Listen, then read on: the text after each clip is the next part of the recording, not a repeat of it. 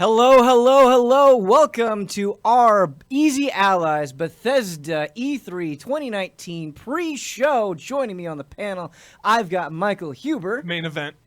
Daniel Bloodworth, Hello. and Brandon Jones. What's up? We have about an hour to talk about all of the things that Bethesda is going to be showing, but I want to start with what they're headlining with, and that is Doom Eternal. They are headlining with Doom, and I'm going to open this question up to you. There are a lot of things that I think we can expect, but what do you want to see? Daniel Bloodworth, what do you want to see out of Doom Eternal? Oh, I still need to catch up on the last one, but I really like the grappling hook thing. Yeah. And using that, and so yeah, definitely showing more of that, showing more of how they're going to make this work. I think actually one of the things that probably needs to be shown off, even if I don't put a lot of time into it personally, is they need to kind of have some redemption on multiplayer.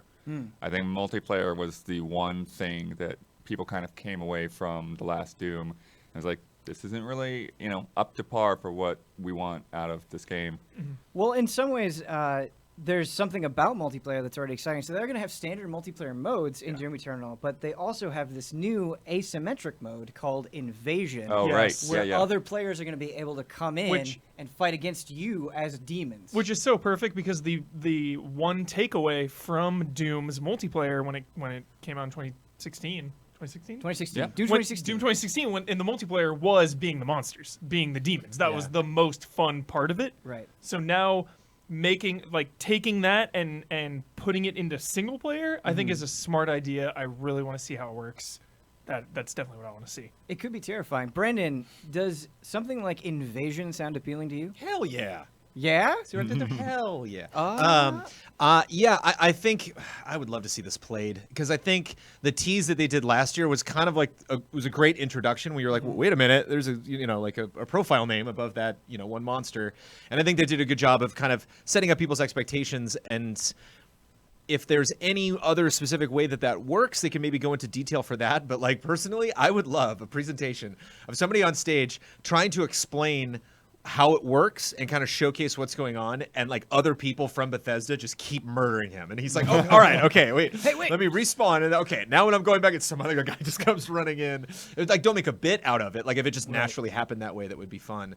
But I would love, I'm with something like Bethesda because it's such a focused publisher working on, putting a lot of time and energy into talking about and advertising a very specific set of franchises. I just think it's the perfect type of conference to do some kind of an open gameplay demo or something like that. Especially because we've seen a lot of Doom. Like we've seen a lot of gameplay of it. Yeah. And so I think how good Doom looks is not going to be a surprise. A lot of the mechanics have already been explained. I think it's something that you could have it running in multiplayer, not having it just be perfect, but I don't think that would be an indicator to fans if something goes wrong graphically or something that isn't necessarily like packaged just as cleanly as people like in press conferences. People are going to be like, well, Doom Eternal's going to suck. I think that would be kind of fun. Like, I hope Doom Eternal's fun. Huber, I actually want to, that leads me into my next question that I want to throw to you. Yes. Where Jones was talking about this kind of fun way to present Doom Eternal. Do you have any worries that because we've actually got a good sense of, we've seen a lot of Doom Eternal already, and it's obviously building off the foundation of Doom 2016. Are you worried at all that this is going to feel like more of the same? Do you think this is going to make an impact? Like what could they show you personally that would really get you pumped beyond things that we've already touched on? There's a few certainties with video games, and Doom is certain to always entertain when demons are getting shot in the face. That is all we need to see. Sure. Is demons getting blown apart with crazy weapons. That's it. It's done. Well, what's cool about Doom Eternal is it's going to have that, and beyond Invasion, there are also a lot of new things that they're adding. So I was looking up some information before the show. We're going to have twice as many demons. Perfect. They're going to be focusing on destructible demons. It'll be interesting to see how that has an impact on gameplay. And also, there's just going to be a lot more vertical exploration. There's going to be a lot of wall climbing. Yeah. We've got the grappling hook to get around. And so that's what I want. Just take me into a level. Show me some crazy secrets. Show me creative ways of getting around. That could be really cool. Like Doom 2 Hell on Earth, right? That the idea of that as a kid was so cool because it was like, all right, we're on Earth. But like you go back to that game and it's like, well, it's not really Earth, it's more like walls, and you don't get a sense that it's Earth. I would love for this to really showcase that, take us to a familiar location, even. Right. Ooh, very Like good call. we come and we see the White House or something, or some, like the Golden Gate Bridge. We've or we seen see, some skyscrapers, right? We've seen some Yeah. skyscrapers, but nothing like Yeah, nothing iconic. iconic. So like a really cool environment in that sense. It would be pretty cool if you could like somehow use the grappling hook to climb to the top of a skyscraper and then just ride that thing as it like falls to the ground like a domino. Yes. And then of course hell is always awesome, but I remember they teased the demon with like the battle axe, and it looked like Lord of the Rings, like the demon world. I want to see like the demon home base. Well, and they showed like that castle area as well. Exactly, and that. yes, going to crazy places like that, and I Yes. think would be really cool. So I want to talk about the story. Not something that Doom traditionally focuses on, especially like Doom 2016, but I think a takeaway a lot of people had was they really appreciated the times where the Doom Slayer got to show off his personality a little bit. And you saw that with what they've shown with Doom Eternal already, just walking in and like not taking shit from anybody. That was really good. Do you have any story expectations? Do you think they're going to elaborate on that at all? I really like what little bit of story there is in Doom 2016. All of the Doom Slayer things that you find in Hell, talking about like the prophecies and all that. Yeah. And I thought the robot villain was really good, super good voice actor. The whoever does that. So I'm hoping more from that. Like if you have kind of that through line with the robot, I'm into it. I forget his name. Sorry. Brendan, you care a lot about context. You like things to make sense in your video games to some reasonable degree. What do you want to see out of Doom Eternal's story? I thought Doom, just playing through Doom right now, the 2016, and I thought like every time, I actually remarked like every time there was a story moment, every time, because it's like that game feels so good and plays so good. You like walk into a room and it's like NPC from the other side of this window, and I'm like, uh-oh, like, okay, like this, I hope this doesn't go on for too long. And it never did. Like they always just enough so you know, just enough so you're interested. If you're not, we will be moving right along in about 10 seconds. So I don't know how much context we need going even further back in the Doom timeline.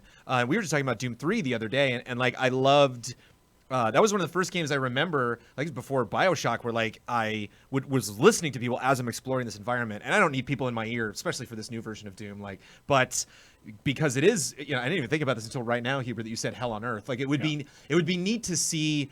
Not necessarily like a monologue, but like echoes of this world. You know, you getting a sense of like, nothing so obvious as like a scorched teddy bear on the ground, but like something that that kind of touching on what Huber was saying of, I kind of get a vibe of where this used to be. It'd be great if that was at the end of the demo, where you were like you're just in this just crazy hellscape, and right at the end of it they pan out and it's just like, oh, that's the Super Bowl, or like, oh, that's the Staples Center, like, oh, brutal. Like we knew where we were the whole time, but we didn't see it until later.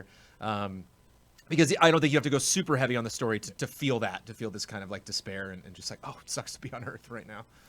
Huber, Doom is known for its enemies, it's known for its brutality, but it's also known for its weapons. I mean, we're talking some of the most famous weapons in video game history.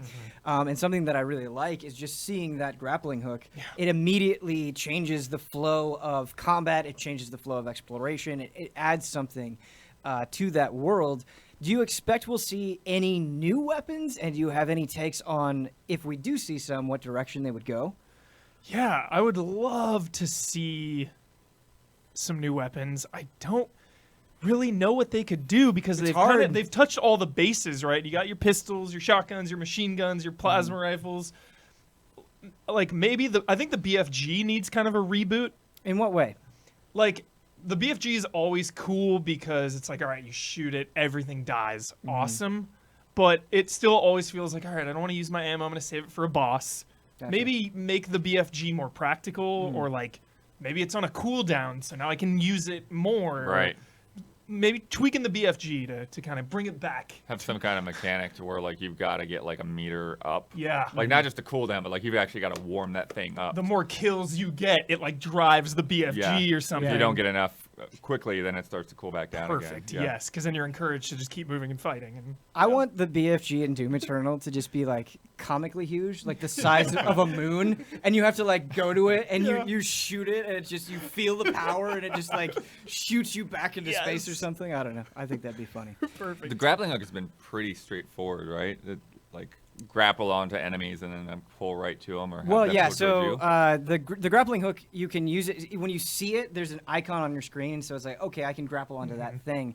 But yeah, you use it both in combat to get in somebody's face and then shoot them with the shotgun, or you see an enemy and you're like, well, I want to get over to that Yeah. location. I'm basically going to use them as a meat bag and grab onto them and grapple over. But yeah, Doom Eternal. I think it's going to be an exciting show for Yeah. Doom, but we also have plenty of other things to talk about. Really quick, yeah, go ahead. You were talking about just multiplayer and stuff, like really showcasing playing as those demons. Yeah.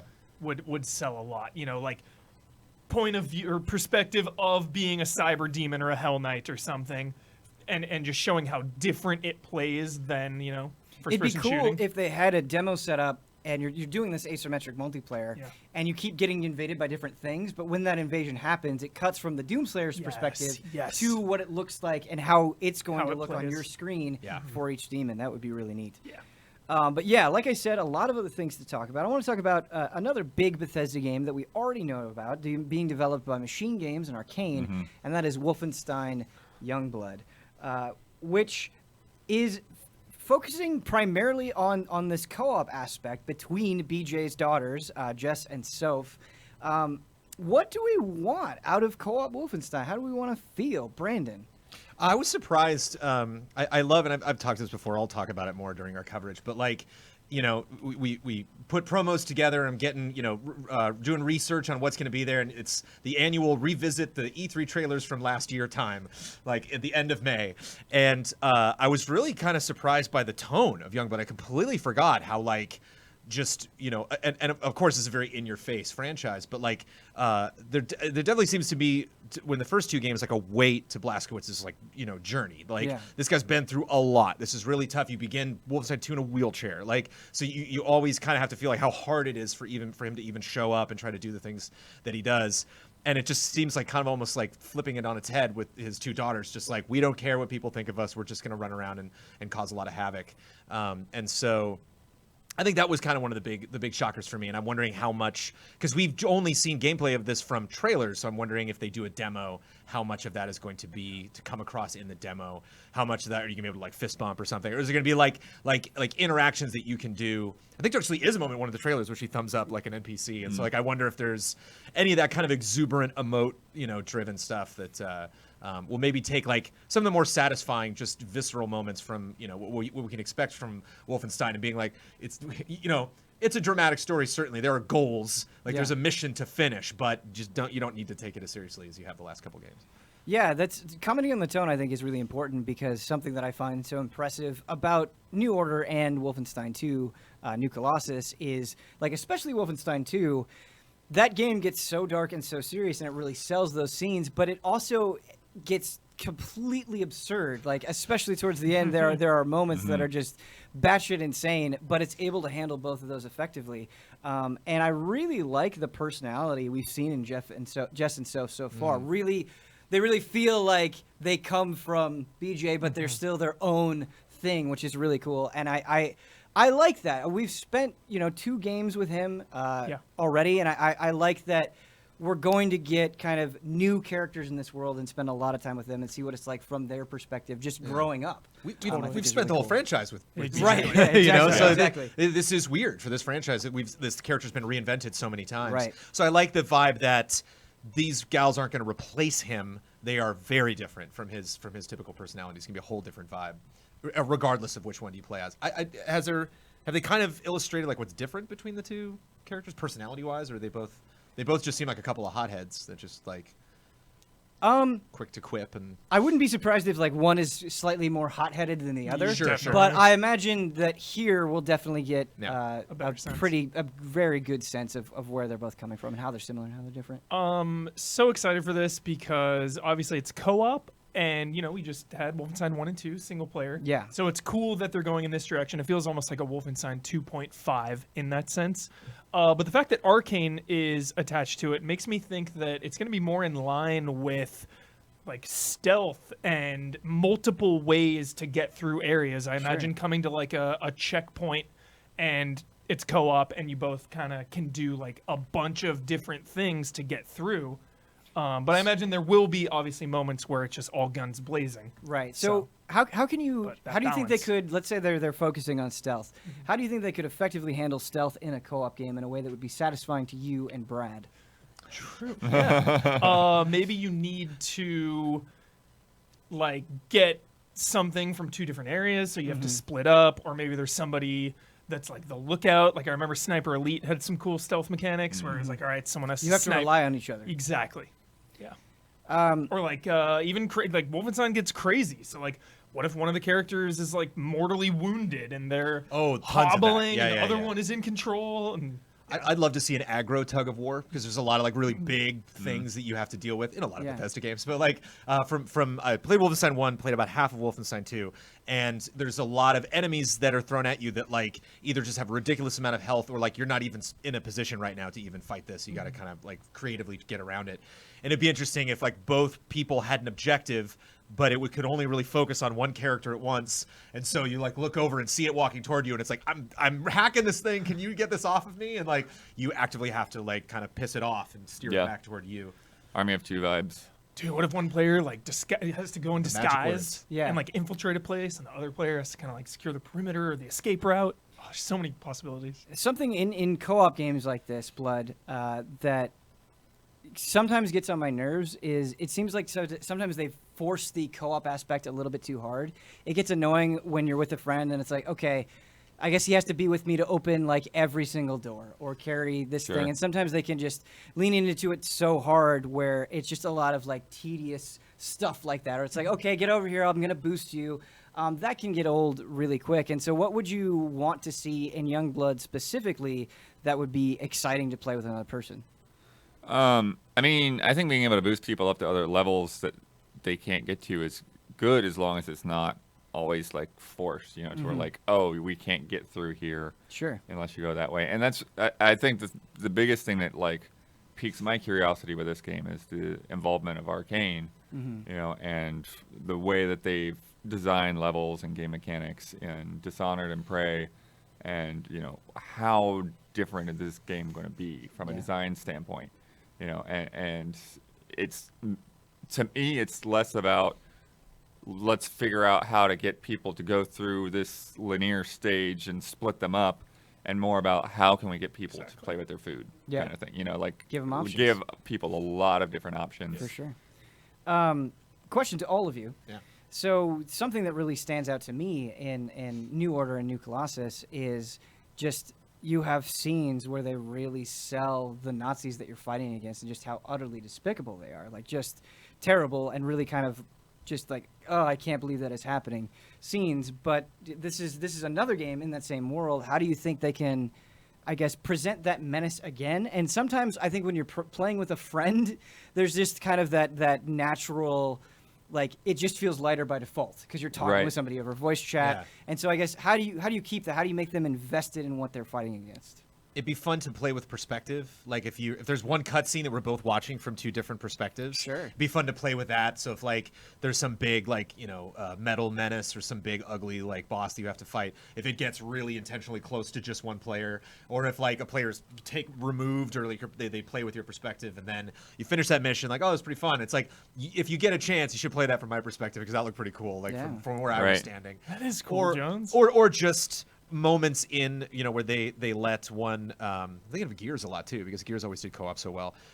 Just they did a really good job of like pointing you like look over there and see what your partner's doing. It's really cool like to have those moments where like it's not just badass what you just did, but like man, from what I was up on that tower and looked down and saw you just tearing through that area. Well, I'm thinking of even just like a normal cutscene, like a dialogue scene or whatever. If you're like both captive and you're like sitting on different sides of the room and like somebody comes up and just starts punching you in the face, like one person sees that, the other person sees the other person getting punched. Moving on, I want to talk about Rage 2. So that just recently came out. Big Bethesda game.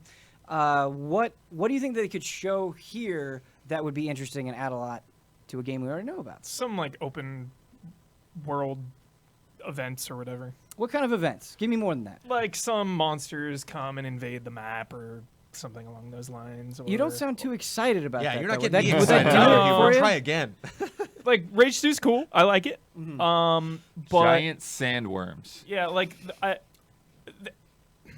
nothing short of giant sandworms or like story content would really get me to dip my toe back in. You know, if it's just like, hey, there's a new one new monster and go kill him and you get some loot or something, like that wouldn't really do much. I've heard the criticism online that Rage 2 is too short. Do you think there are any storylines that they could follow that would be interesting and just kind of add more to that world?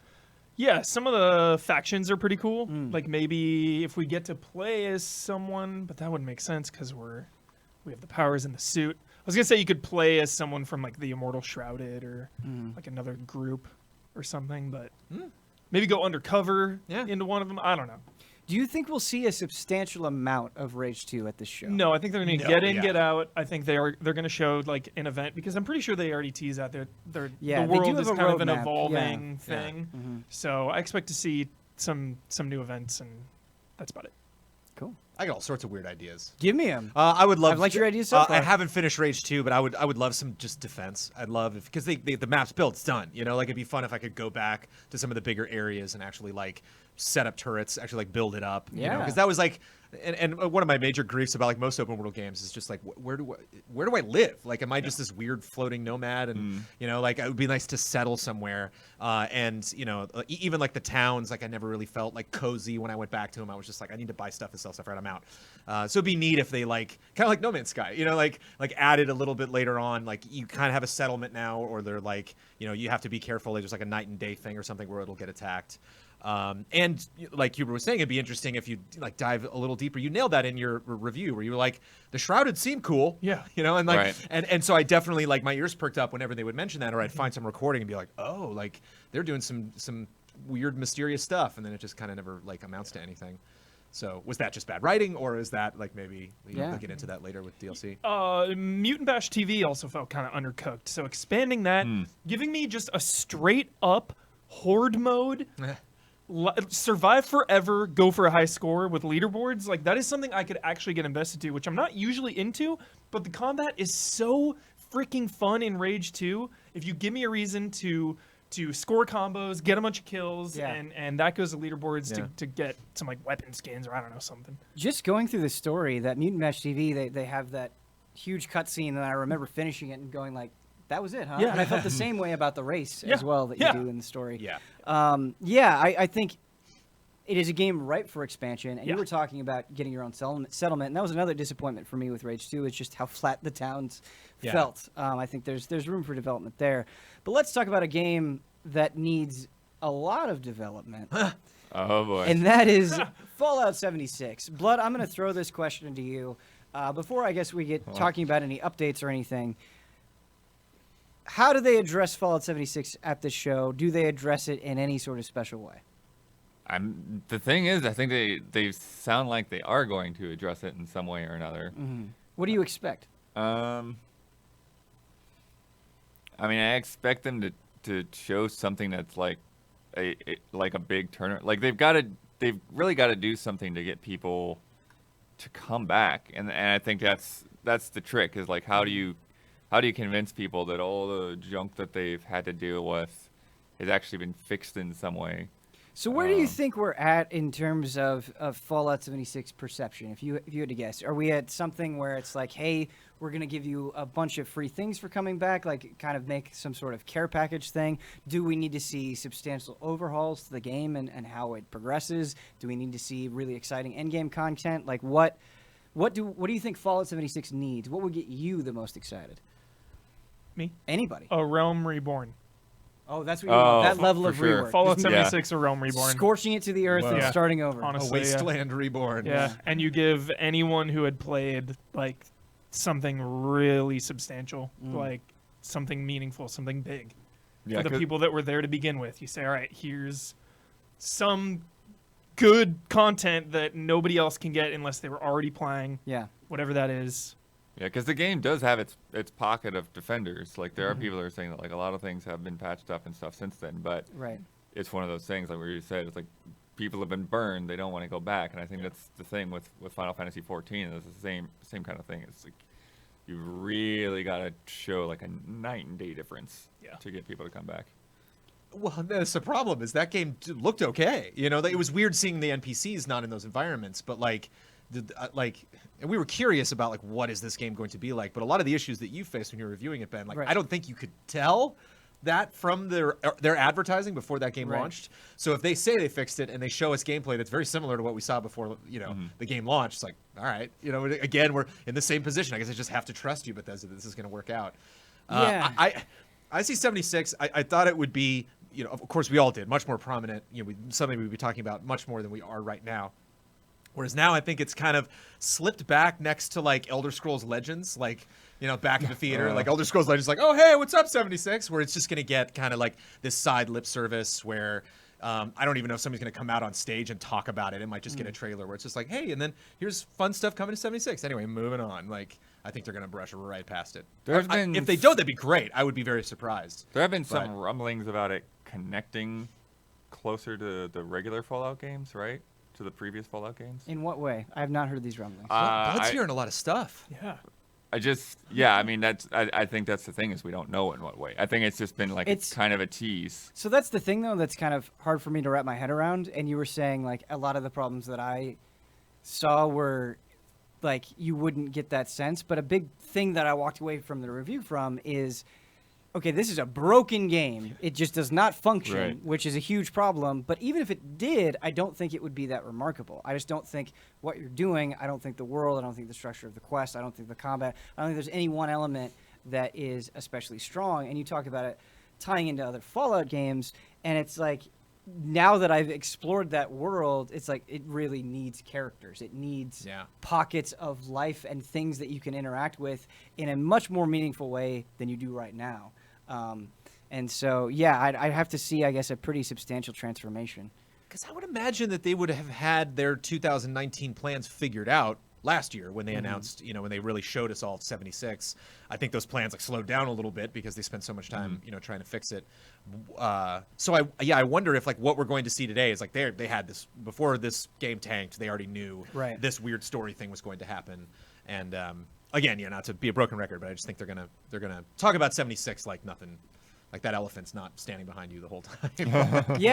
But glaring at Todd. Jones, I almost feel like that's like the worst way to go, because if Bethesda is if they're introducing something like Fallout 76, right, where they're like, hey, we're going to support this, we're going to really get behind this, and then they don't, and then they just kind of, like you said, kick it to the back of the theater.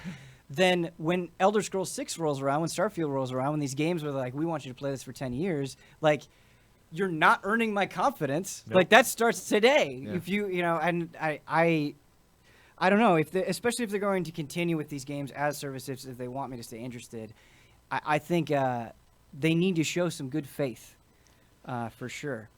But Huber, moving on, away from the mire that is Fallout 76, this one's for you. I have games written down. I've got Doom Eternal here. I've got Wolfenstein. I got Rage. I got Fallout 76. And then I have a name. I have a name written down. And that is Shinji Mikami. Yeah, chug that Red Bull.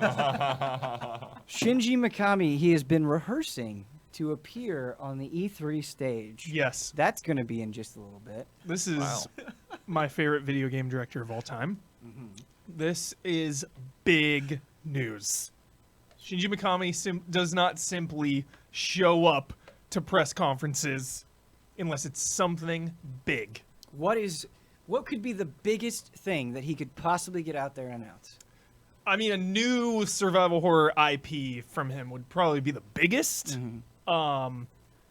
which would get me so pumped. Like, anything he's there, I'm already excited. Anything he shows, like, especially if it's survival horror. I really want Evil Within 3. I think that franchise has one more game in it. Finish the fight. 2 ends with a lot of hanging plot lines. One more Evil Within. And him coming back to direct 3 and making it the best in the series, the best it can be, I think would be so fitting. and such a good way to go out. You know, he's talked in the past about retiring and letting the new generation take over. He said The Evil Within would be like his last game.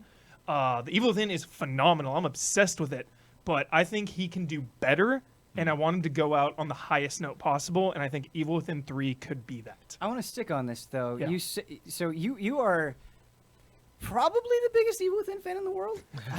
I'm exaggerating, but you're an adamant defender Yes. and believer in the Evil Within, both 1 and 2, for Yes. different reasons, but you like them both very strongly. And so it's surprising to hear you say he could do better than Evil Within 1. What specifically would you want him to improve on?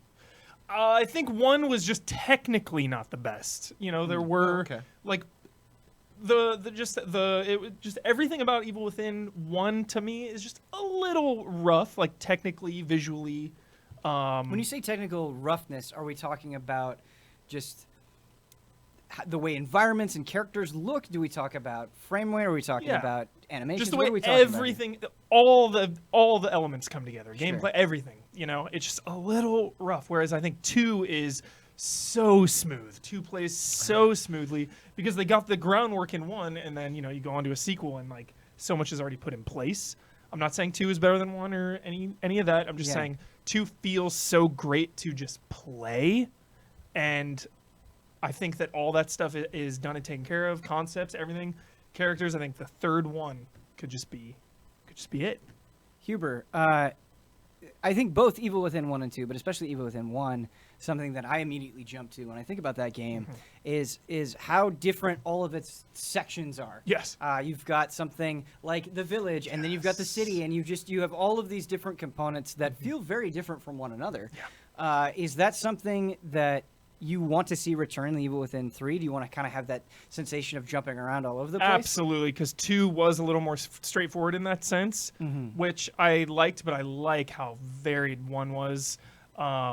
3, like again, this stage is set just for greatness. Like you can get so crazy with the Evil Within 3. Everything can come full circle. The way that story is left off, what you can do with STEM, like everything, all the scenarios are in place. Like, this is it. Hubert, I tell you what you don't do though. Huh. Don't give me a story where he's trapped again. Like don't. No. You know, like because that to me is one of the major pitfalls of horror is that like oop, you were stupid, now you're stuck in this weird dumb situation and like Yeah. what are you? And so you usually have to tie it to like I know I'm being dumb, but I'm trying to rescue somebody that I care about, or I know I'm being stupid, but I need these answers. And there was just like trust issues I had with Evil Within 2, where I'm like, why in the world is he believing this person? Like, why doesn't he realize like all of these forces working against him? And so it'd be neat if like they were actually in control of STEM, like they actually not control because otherwise you wouldn't have a game, but like it'd be neat if like he had more like allies. You know, there was more of like a force of not only this guy who's emotionally tied to this, but also, pretty good with a gun, so he can survive like in these circumstances. But it'd just be neat if it wasn't like, it's kind of how I feel about the Mission Impossible films. Like they're so good, but it's just like everyone's lying to each other all the time. I can't take it, Like I just want one movie where like, no, they do a mission and it works. Like, so I kind of like that. And I think that would, when you talk about rounding out a trilogy, I think that would really get me pumped. Where it was just like, we're all going to band together, all Yes. the characters, a couple new ones to Yes. just try to, finally crew- wash ourselves, clean of all of this madness. Yes, Jones. The crew is set. Yeah. The villain is set. Everything's set. We're Yeah. ready to go on Evil Within Just 3. waiting for them to pull the trigger. Yeah. I think Yes. it makes a lot of sense. Yeah. Yes. Blood. So Shinji Mikami has done things, very prominent things, outside of survival horror, but I do feel like obviously that is the thing he is most synonymous with. Do you think if just having a conversation, do you think if he gets out there and like describes a game that has no horror element to it whatsoever, that is maybe very bright and colorful, do you think that'll disappoint people? I mean, we'd have to see what form it takes for sure. But yeah, I think so. I think, I think as Hubert said, there are people looking to get those plot lines. I think there are people like me who just enjoy the like psychological craziness of like, I don't know what I'm looking at right now. I'm Yeah. like, is this the ceiling or is this the floor? Am I underwater? Like that kind of thing. Like I think there's always a lot of potential there and a lot of fun that you can have with that. I think it would be cool to, see if there's, like you talked about, not just being trapped in STEM, but somehow taking control of it. Like, it would be cool if there were some kind of mechanic where, like, you have to like actually shift between realities Yes. yourself Yes. to kind of move through this game. So yeah, that's the kind of thing I would want. So would you personally want an Evil Within 3 over some new IP? I guess it would depend on what the IP is. Like, you know, they're like the unknown is always, it's it's interesting for sure. And I think, I think there is some level that I don't know that Evil Within has really caught on that hot with sales. Yeah. So, it could be just one of these things where it's like, it's not really the Evil Within 3 in name or in characters, But in But in spirit. but it Spirit. basically, Yeah. that's what you're getting. Yeah, Huber, I want to talk to you about that because you want to see the conclusion of Yeah. this story. You're really Badly, invested. yeah. But what if Shinji Mikami gets up there on stage and he goes, listen, I have this idea. I just have to get it out of me. I have to make this game. I believe in this. Perfect. Are you at all disappointed? No, honestly, no. Like, cause you could always go back to Evil Within. Like maybe he does put it on hold or something, and years from now we get an Evil Within 3. Like anything Mikami wants to do, I got the man's back. Vanquish 2 or some crazy action game or some Yeah. beat 'em up. Like whatever he wants to do, I'm here for it. Just feed me. Feed me, Mikami. Let's go outside Shinji Mikami. There's kind of some big name things that are looming in the great distance at Bethesda. Two of those are Starfield and the Elder Scrolls 6. Todd Howard's recently come out and said, "Hey, like we're not doing this year. Please be patient." Do you think we'll get anything at all, or do you expect there to be absolutely nothing? Montage clips. They'll do a big montage at the end, and we'll see the same thing that they showed us again, or maybe like, the Elder Scrolls 6 logo will be in front of some concept art we haven't seen before. Yeah. I wouldn't be surprised if they like tease a little bit, because there'll probably be some like vision of the future video or conversation that they have at the end of the press conference, and I wouldn't be surprised if that's included. But even last year I was like, there's no way we're seeing those games Yeah. at the Right. conference next year. I wouldn't be surprised if for Elder Scrolls they do it almost like cheesy stereotypical thing, but like take the Skyrim map and then like show it on top of the new map, like this is how much bigger Elder Scrolls 6 is. I want it to be in real life though. I want them to be physical maps, and I want him to put it on top. Huber, what do you think? Dude, I think we could see something. I think we could see some Elder Scrolls 6 today, honestly. Like, Do you think like a CG cutscene, kind of setting everything up? I think that. One thing I don't want anything more today if it's CG. I know. I don't want any. I don't want that. Like, obviously, I want to see the You're game. already full of CG cutscenes. but- Blood. It's Sunday. Come on, man. I think we're gonna have a better understanding of what Elder Scrolls 6 is by the end of this. Do you think there is any chance that just kind of based how the last year has gone for Bethesda Game Studios and the poor response that Fallout 76 has received, the poor response that Elder Scrolls Blades has received, that it's like, hey, we weren't going to show anything, but let's put something together to maybe get people excited again. Do you think there's any chance of I that? really do, especially now because Microsoft just came out, put a date on the next Xbox. Like, that to me feels like the shackles are off of all these companies that have been working on next gen. So maybe they'll be like, hey, this is it. It's coming out holiday 2020, a year and a half away, but here's a little taste. See, I wouldn't be surprised if we got a little Starfield, because with Elder Scrolls 6, like, so many questions, so curious. Like, I know, like, pre-order now, I'll do it. Like, I've just loved that series. Not forever. It took me into it was before Oblivion, where I jumped in. Hello, Daggerfall? Morrowind. Yeah. Yeah. Morrowind was like, and even then I was like, I'm not really sure what's going on. And then Oblivion was like, I love this series. And then Skyrim, there's no question. And so, like, like the Dark Brotherhood's going to be in it. There's going to be some scene before the opening credits. Dun, dun, dun. It's like there's so much I can kind of start to, like, even just like parse the the clouds and start to kind of see a fuzzy version of what that is. But like, we have a space station. That's it. Like, I don't know anything about that you know, like not even sure kind of what genre it's in. Like, is there going to be vehicle stuff? Are we going to be playing multiple characters? Are we going to be traveling around, or is it just on that station?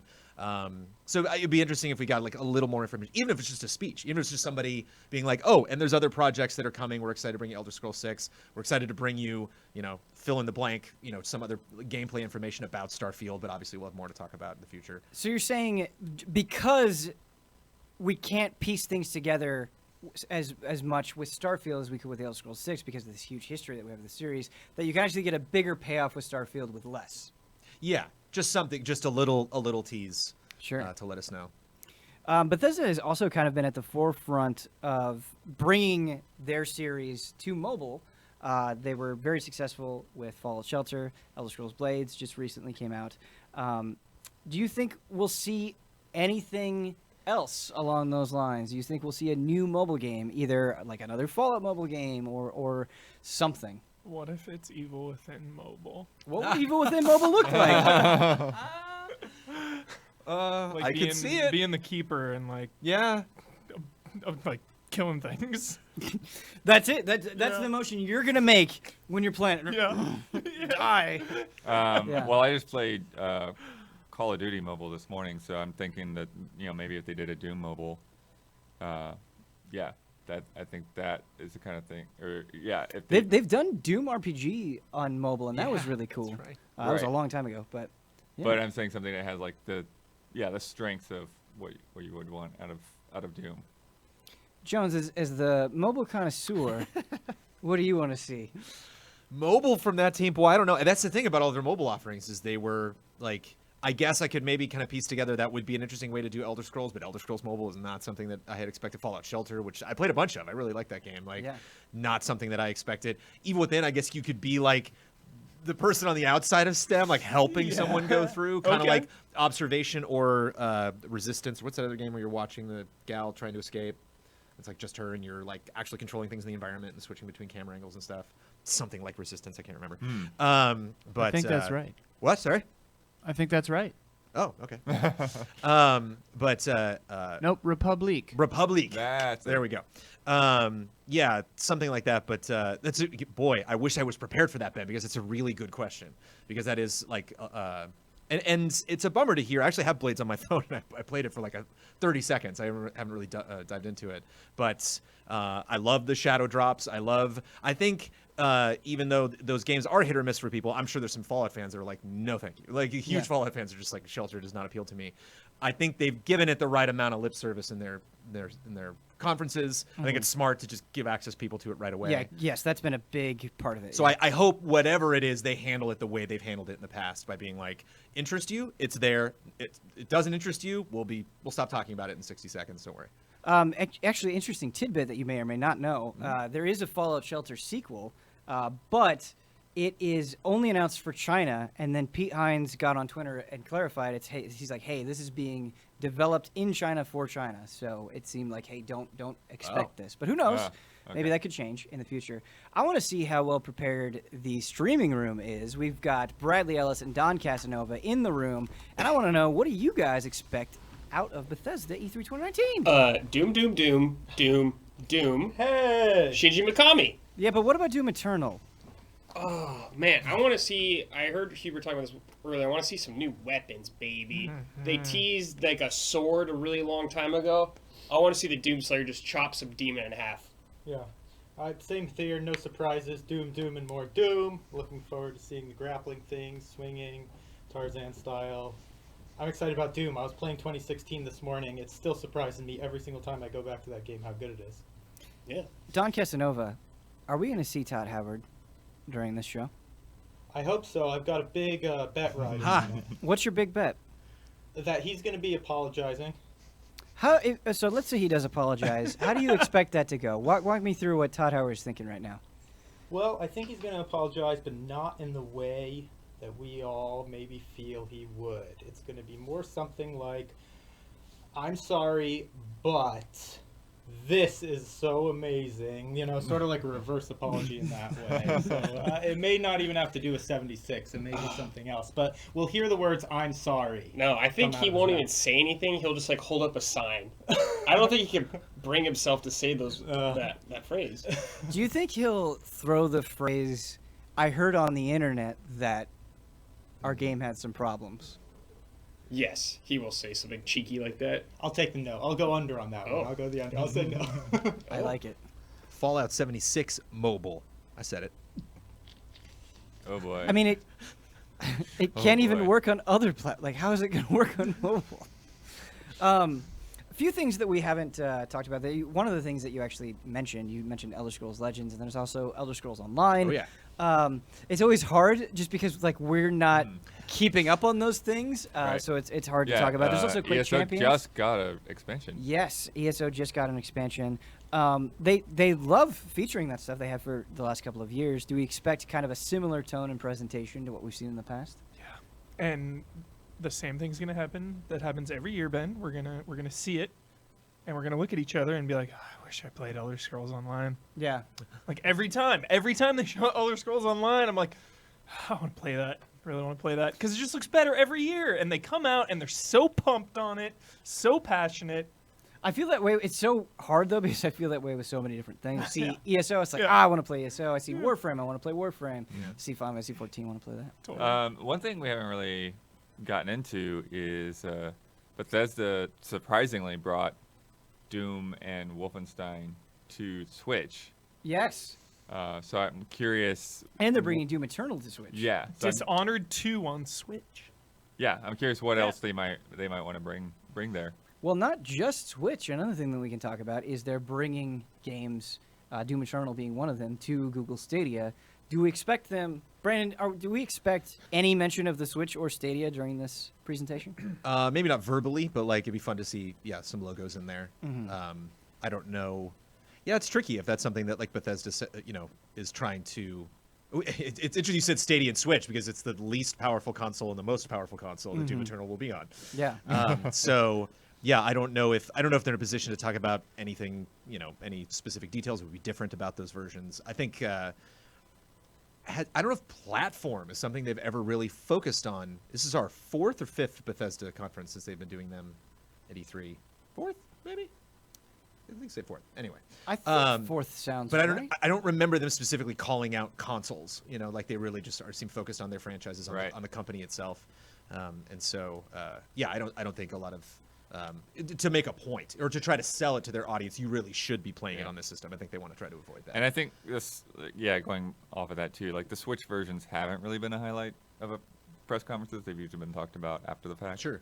They mentioned. I remember Fallout Shelter last year came to Switch. I don't know if that happened at E3, but like it might be something like that, where like one of their other properties is like moving to a new console. But certainly, I don't think they'll speak it as a preference, where it's like you haven't played Shelter yet until you've played it on Switch. It'll just be like, there you go. Do you think there's any chance, because Blood, you mentioned it not being a highlight, but I think what has been impressive about the offerings on Switch so far is that, like, oh man, they can do this. Yeah. And it's Yeah, it they're works. games that you wouldn't expect to be there. for right. sure. Do you think there's any chance at all, like let's say Shinji Mikami gets out there, announces this incredible thing, and he says also coming to Switch, do you think that's a possibility within the presentation? Yeah, I would hope so. I would hope that like even if it does end up being Evil Within, that we get some kind of a trilogy from that. It would be great for people to be able to play that whole thing and on the go. Mm-hmm. Did they had the Link skin in Skyrim? Yeah. Did they do anything for Doom? Was there any like Nintendo specific anything? Like Not that I'm aware of, but I Oh. only messed around with Doom Yeah. on Nintendo Switch, so I don't. I wonder if know. that was just a fluke with Skyrim. If that seemed like it's kind That of a was- silly synergy that we can just throw a Right. skin in there. Yeah, silly is the right word. I wonder if that'll come up when they talk about it. They as had the consoles. motion controls, which isn't a silly thing, but it's a very astute thing to include in there. So. Sure. Huber, I have Yes. no idea how much time we have left, Me either. but 6 minutes. 6 minutes. Okay, 6 then this minutes, is the perfect roughly. time for something like this. Okay. I want to see how far you can go with this Shinji Mikami announcement. Total mystery right now. Okay. I want to know if you can give me 10 things that Yeah. you would be excited to see from Shinji Mikami. So well, obviously we have Evil Within 3 being Evil one of Within them. 3. Okay. Evil Within 2 DLC. Okay. A action style game about just movement. So much movement. You're A just game moving. about movement? Yep. I think of Vanquish, man. I think of the Oh, movement. sure. Okay, so are you saying something brand new or Yeah. a sequel to Vanquish? Brand new. Okay. A classic beat 'em up. Okay. What would be the theming of this beat 'em up?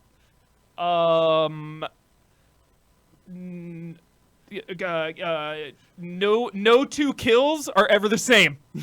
That's Wow. the tagline. Yes. Okay. Okay. I like that a lot. A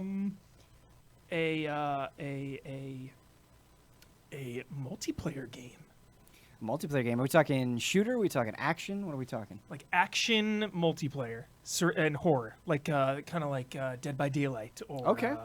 or Friday the 13th. We're at 5 right now. Or Hunt Showdown is a 5? game I've always wanted to make time for. Yeah, 10. Oh my God. Yeah, really stretching it here. 10 games here. Can I just say I feel Dino like Crisis? I mean, Vanquish 2 is one if you want to put that on the list. Yeah. Yeah. You mentioned Dino that already. Crisis, obviously.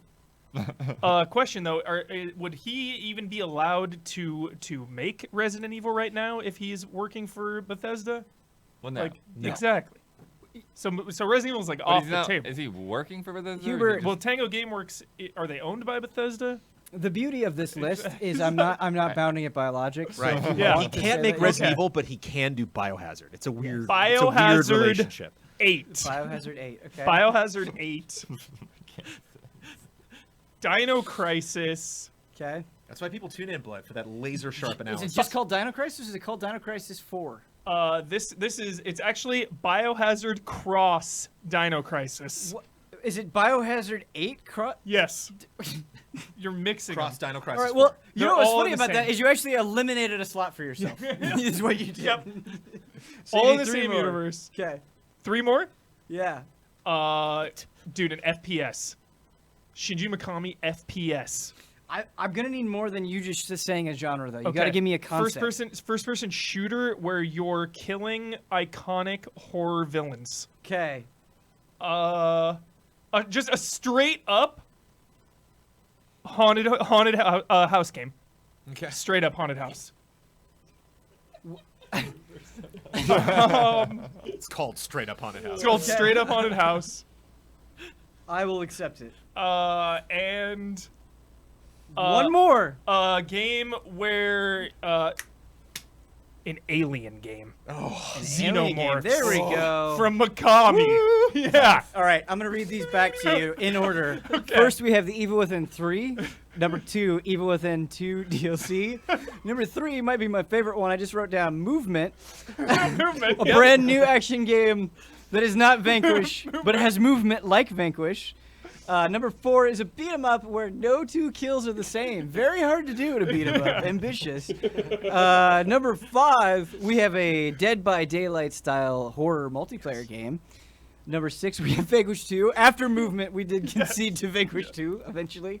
Number 7, we have Biohazard Cross Dino Crisis, which is really good. I love this. Number 8, we have a first-person shooter where you are shooting iconic horror villains. lock it in. Number 9, we have Haunted House. And number 10, Straight Up Haunted House. straight up Haunted House. Very important distinction. And number 10, we have Alien. Brandon, you seemed like you were chomping at the bit there, and it looks like we still have some more time to kill. So just start throwing out ideas that you'd like to see from Shinji Mikami. Oh, from Mikami? From Mikami specifically. It could be Oh, anything. Oh, jeez. Oh, yeah, just Huber got me pumped. Well, just I think the horror franchise is so, just the horror genre I think has so much possibility in games and Yeah, but are you more of like a straight up Haunted House guy, or are you kill iconic horror villains with a gun guy? Well, I just think it's so interesting to see Mikami go from Resident Evil to Evil Within, and it's to me it just kind of even elaborates more on that horror when you bring in like Freddy Krueger elements into it, where it's like it's not only scary that I'm looking at this thing wondering what even am I staring at, what even abilities does this enemy have, but where even am I? Like how and I was surprised actually when I started Evil Within 1. I was like, what if this will take the fear out of it because it's just like, well, it's just a dream, so I'm Yeah. not really worried about what's happening to him. But like, I was still like, just so petrified. Huber, you know what I would really like? I would like a new Shinji Mikami game Yeah. that really focused, I guess, on the Japanese horror aesthetic.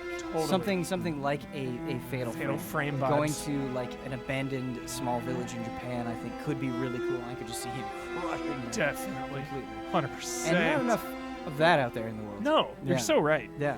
That's what Blair Witch kind of got me hyped because of that, dude. Just Sure. like not enough horror games in the woods. Yeah. Mhm. Absolutely. Psychological horror VR. Okay. Got Terrifying. Give that's- me yeah. a premise, Blood. I mean, stuff where, yeah, like you just start seeing things like shifting in front of your face, and you turn your head, and here we go. Here we go. Time to get started. Turn your head, and there's a press conference. Let's go.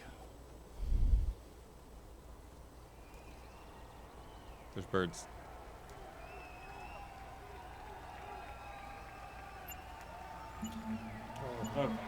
18 seconds. Anything else? Anything else? Humor? Anything else? Nothing. This is it. It's last chance. I'm ready for them Dino Crisis. to feed us. This group of characters holding hands with demons floating over their heads.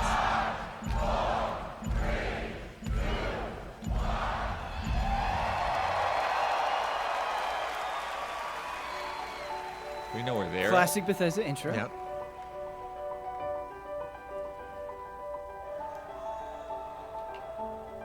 With a game, there is no game without the players. Really, it all comes down to you. みんなと一緒以外は考えられない。 Without you, there is no game. There's no one to play it. No one to interact with it. 意味がないよ。 You keep us in check. And we appreciate that. And through all of it, You're always there with us. You are definitely not afraid to tell us how you feel. Your feedback sometimes challenges us, but it forces us to be always challenging ourselves. You empathize with us as developers and with each other as a community. It's really beautiful. I'm Dinga Bakaba, and I used to take a week off every time a Bethesda game came out. my name's Mark Diaz, and when I was 8 years old, I used to sneak over to my buddy's house to play Doom. Hell yeah. I'm Rich Lambert. Daggerfall was one of the very first games that got me into the Elder Scrolls world. I'm Dana Christo, and I started out as a 16-year-old gamer who just wanted to bring joy to others through video games. And now I'm game director at Arcane Studios. Now I'm a game programmer at id Software. Now I get to be a part of building that world as the creative director on Elder Scrolls Online. Now I'm a UI programmer at Bethesda Game Studios, and it's everything I could have dreamed of. I see you. I see you. I see you. We see you. Because we are you. And together, Together. Together? We are all. We are all. we are all We are all. We are all. Hype.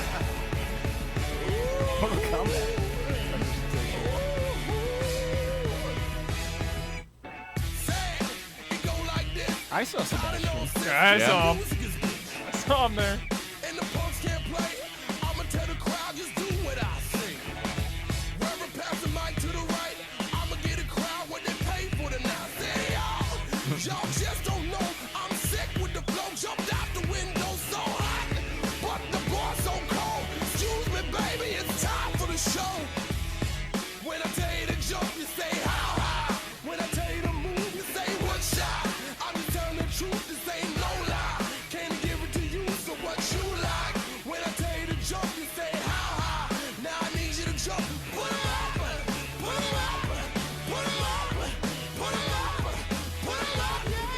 Nice little montage of shotguns there. Definitely.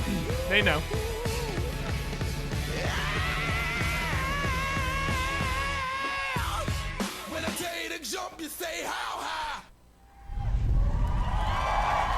Bethesda, dude, shotgun kings. Please welcome Bethesda's Senior Global Vice President of Marketing, Pete Hines. I was like, yeah, wait, he's in right there. In the audience. Where is he gonna go? What a good one.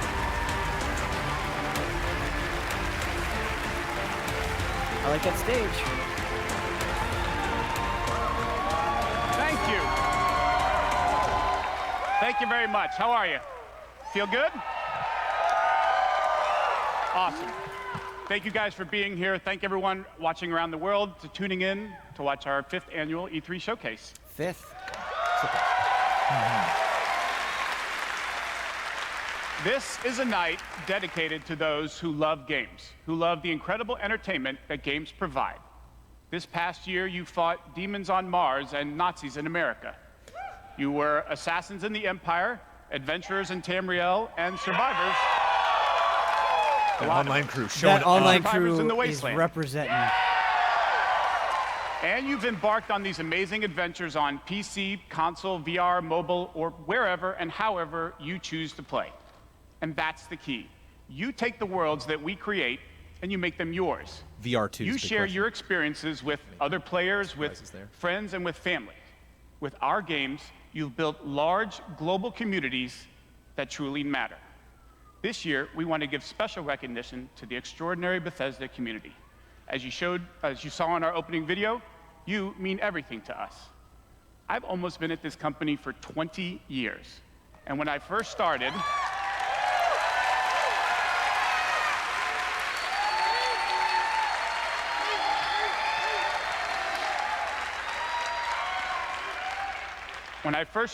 one of my first responsibilities was moderating the community forums, chatting with you, and keeping you up to date on our games. It was a great way to start my career at Bethesda because it was the perfect reminder of why we do what we do. And like so many others at Bethesda, I've spent a lot of time with you at events around the world. I've enjoyed meeting so many of you and getting your thoughts and feedback. So tonight, we'll be taking time throughout the show to hear directly from some of you in the Bethesda community. We are thrilled tonight to show our fans the lineup of great games we've been creating just for you, including the premiere of some exciting new games, and we'll go deep on Doom Eternal. Deep. That seems like a second half. Yeah. Second half bet. So, if you're ready, let's kick it off and to get an update from our friends at one of the most celebrated development studios in the world, Bethesda Game Studios.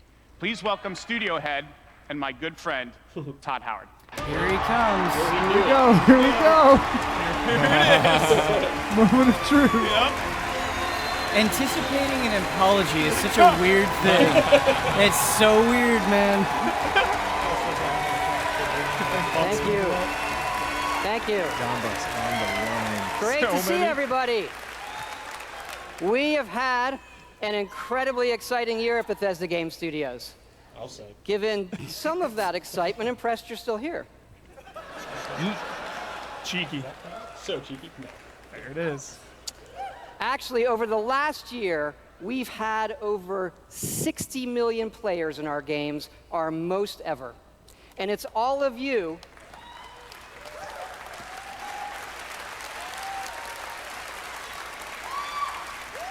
This is going to be an 8-hour conference. It's all of you who have made these worlds what they are.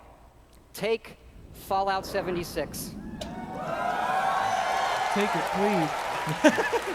Now free to play. Take it back. A type of game we'd never done before. Had a lot of difficulties at launch. And we got a lot of well-deserved criticism. Clap for our mistakes. But the team kept working on it, and you kept playing it. And through all of that, something amazing has happened. It's thanks to all of you. This game has one of the best online communities we've ever seen. We made a post-apocalyptic survival game where you can do whatever you want, and everybody's nice to each other. They don't go on killing griefing sprees. They leave food and water for the newbies and wave to each other. I don't know about you. This should give us all hope for humanity when the apocalypse does come. Well, to you. Spin. Was really bad in I'm getting dizzy. And we have a lot more in store this year for Fallout 76. But first, our latest game, The Elder Scrolls Blades, is in early access. And thanks to all of you, it became our second straight #1 mobile game after Fallout Shelter. Absolutely incredible. Second out of 2? And to tell you what's coming to Blades, let me introduce project leader Craig Lafferty and art director Matt Carafano. Do you think that's all we hear about Fallout 76? Oh yeah. No, it sounded like he was going to give an update on that. All right. Thanks, Todd. It's great to be here at E3. And thanks again to all of you for making Blades #1.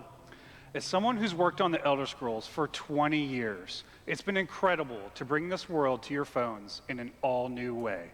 We still love those classic dungeon crawlers, and it's clear you do as well. And whether you're exploring a dungeon or rebuilding your town, it's great to be able to do it wherever you are. Since it's E3, we're releasing our biggest update yet, featuring all new jobs and solo arena battles, an all-new custom jewelry system, and a brand new Dragon quest line.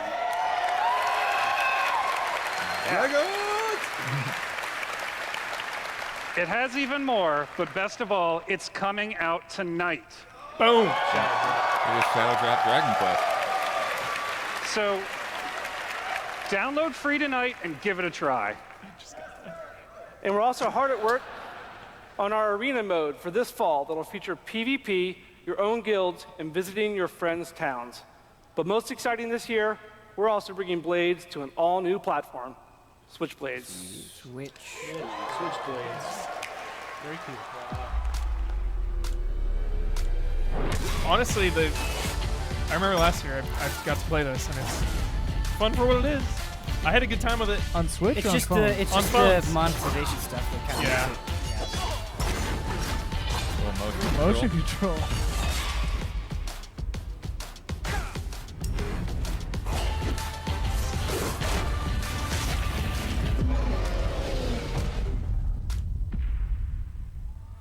Yeah.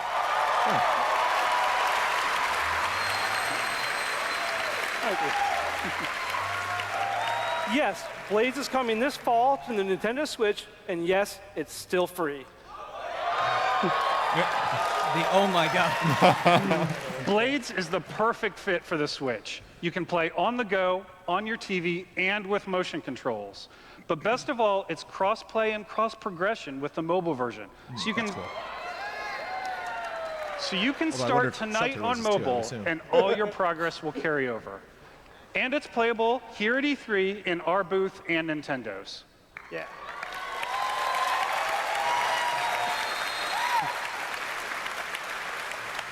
And for those of you playing on mobile, we also have some special rewards for both our Apple and Google players this week. So download tonight and let us know what you think. Thanks again. Different things. Yeah. That's interesting.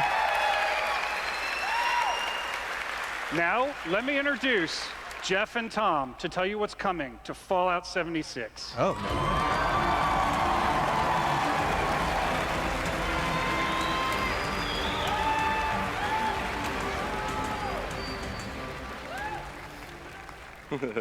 Hi, I'm Prosecutor Jeff Gardner. And I'm co-studio director Tom Mustaine. On behalf of everyone at Bethesda Game Studios, we want to thank the millions of you who have played with us, stuck with us, and helped shape the world of Fallout 76. Absolutely. It's incredible what the game has become. You've told us how much you've loved this year's updates so far, from camp building, legendary weapons, player vending, and of course, the dreaded sheep squatch. We've also been working on our biggest update yet. It's called Wastelanders, and it will fundamentally change the game. They just show a different It's game. been some time since Vault Just play that 76 Wasteland opened 3 its trailer. door. And we all discovered that Appalachia isn't quite what it used to be. We encountered a lot of things. Overcame a lot of things. I don't think any of us expected for people to actually come back. Are you? Here you go. There it is. Characters. Can you help us? Boom. Wow. Okay. We've traveled pretty far. Heard there's hope here in Appalachia. Folk rebuilding, fighting back. We'll fight too, right by your side. Voices. We've been everywhere and seen everything. And the one thing we've learned is this. You gotta claim the wasteland before it claims you. The question that's is, disgusting. are you with us or with them? So, seems like factions? New main quest. Choice and consequences. Free for Fallout 76 players. That's good. Well done. That's right. That's right. Human NPCs are coming to Fallout 76. Dope. Not just NPCs. I mean, like, but yes, a full quest cool. line, new rewards, Maybe and should as have you been there saw, from the start. full dialogue trees. Free them. Yeah, free. That's Absolutely. big. Yes. This is a long-term story we're telling. Year 1 was about the vault doors opening and all of you settling the wasteland. Year 2 is about people coming back to reclaim it. Like previous Fallout games, these characters have their own stories and goals. It's up to you to choose how to interact with them and live with those consequences. The Wastelanders update is coming this fall and will be free for all Fallout 76 players.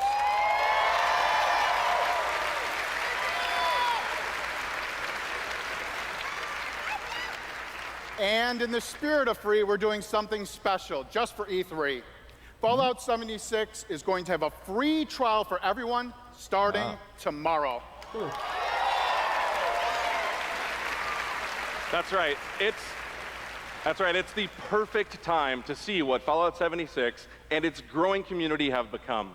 We can't wait to welcome all of you.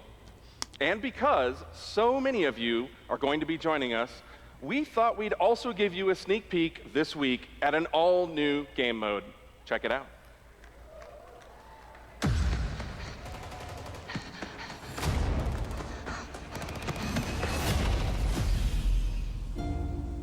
Your first test was making it to the vault. Now, your real trial begins. Currently, there is no overseer of Vault 51. Keeps being overseer. Perhaps you will be the one.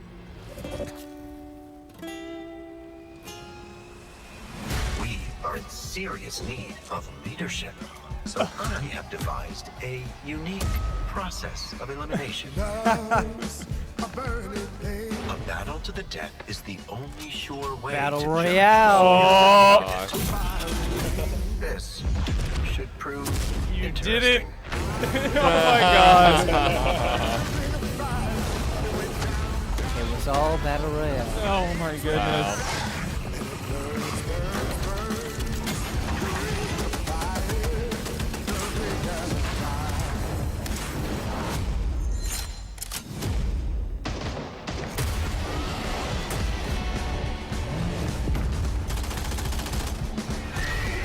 Like NPC beasts.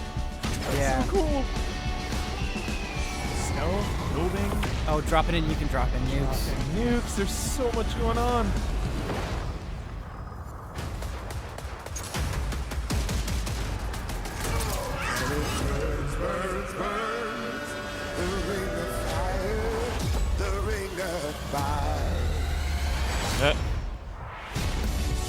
There can only be one overseer. Good luck. So, D2 player. when you claim your spot as Yeah. overseer, What does that mean? are you just there? Like, what? How long lasting is that? Maybe you have to win. Maybe they'll tell us. Like one game. Fuck gets yeah, in. we put a battle royale in Fallout 76. That's right. Nuclear This Winter week? is a battle royale born from the Fallout universe. From power armor to perk cards, from camp building to contending with wasteland creatures, and of course, my personal favorite, nukes. It's a great free addition to an already huge game. We love playing it, and we think you will too. Wow. This is an atonement. Yeah, Free expansion, They didn't answer free those battle questions. royale. So check out the sneak peek and let Free to us play know what week. you think. Remember, all of Fallout 76, including Nuclear Winter, is free to try this week on all platforms. So that's out this week. Yeah. Yep.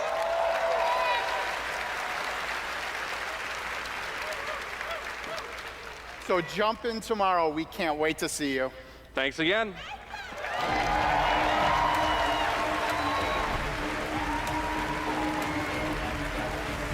Remember, everything we've talked about that's coming this year is free. We get to represent hundreds of passionate developers across 4 studio locations in North America working on multiple projects. Yes, we're still hard at work on our next-gen RPGs, Starfield, and of course, Elder Scrolls 6.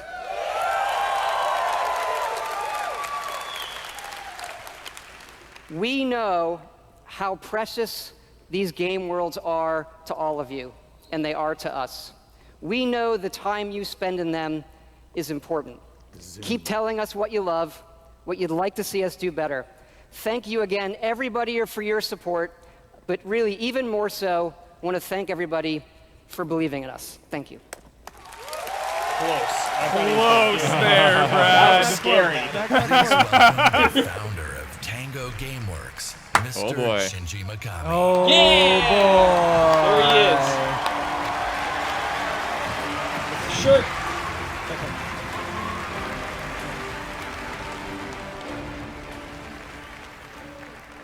Just looks like a legend. ありがとうございます。It looks like a Japanese temple, I'd but like a to Star Trek start by interface. greeting my team in Tokyo. It's Monday morning there, but they are watching. みんなおはようございます。今日真面目にやるよ。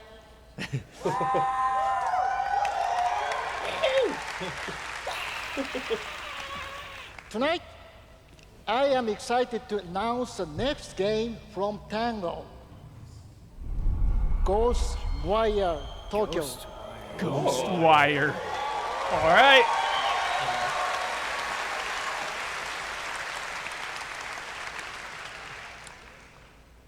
It is an action-adventure game in which you will fight paranormal enemy and rid the city of supernatural evil.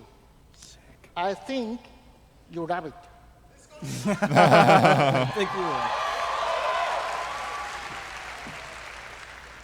To tell you more about Ghostwire Tokyo, here is creative director at Tango, Ikumi Nakamura.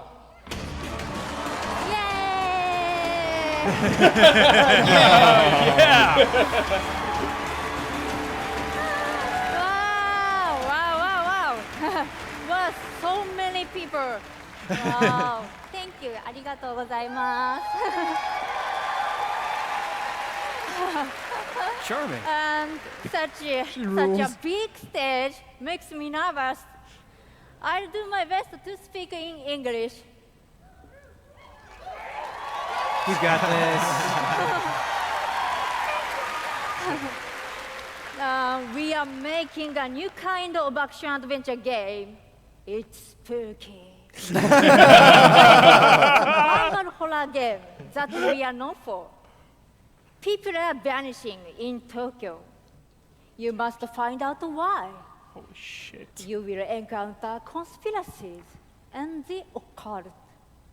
You have to explore the world, face challenges to uncover the truth and save humanity. In the game, you will meet spirits, some dangerous, some peaceful, and survivors that each have their stories. You will need to ask yourself, it is normal or paranormal? I ask myself this question every time I go to the office.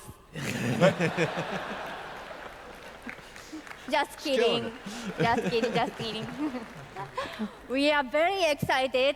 Let's take a look. Meet it. Thank you. Bye-bye. We're not ready. Jolliest intro to a horror game ever.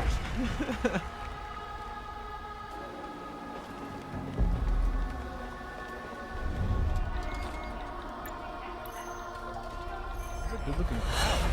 Yeah, I was gonna say that looked like live action, but This is not what I was thinking of when I said it, but leaning into Japanese horror.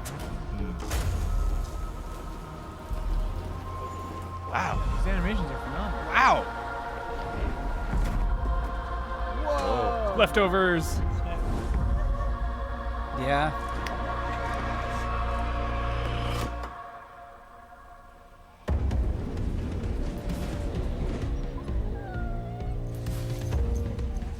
Oh, no, come on. That's not right.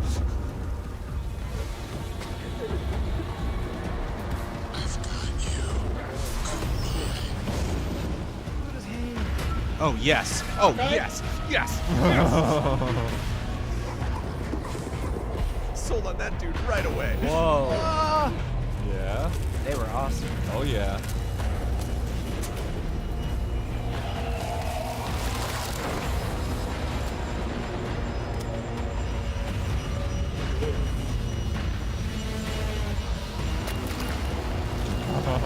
That was a really cool.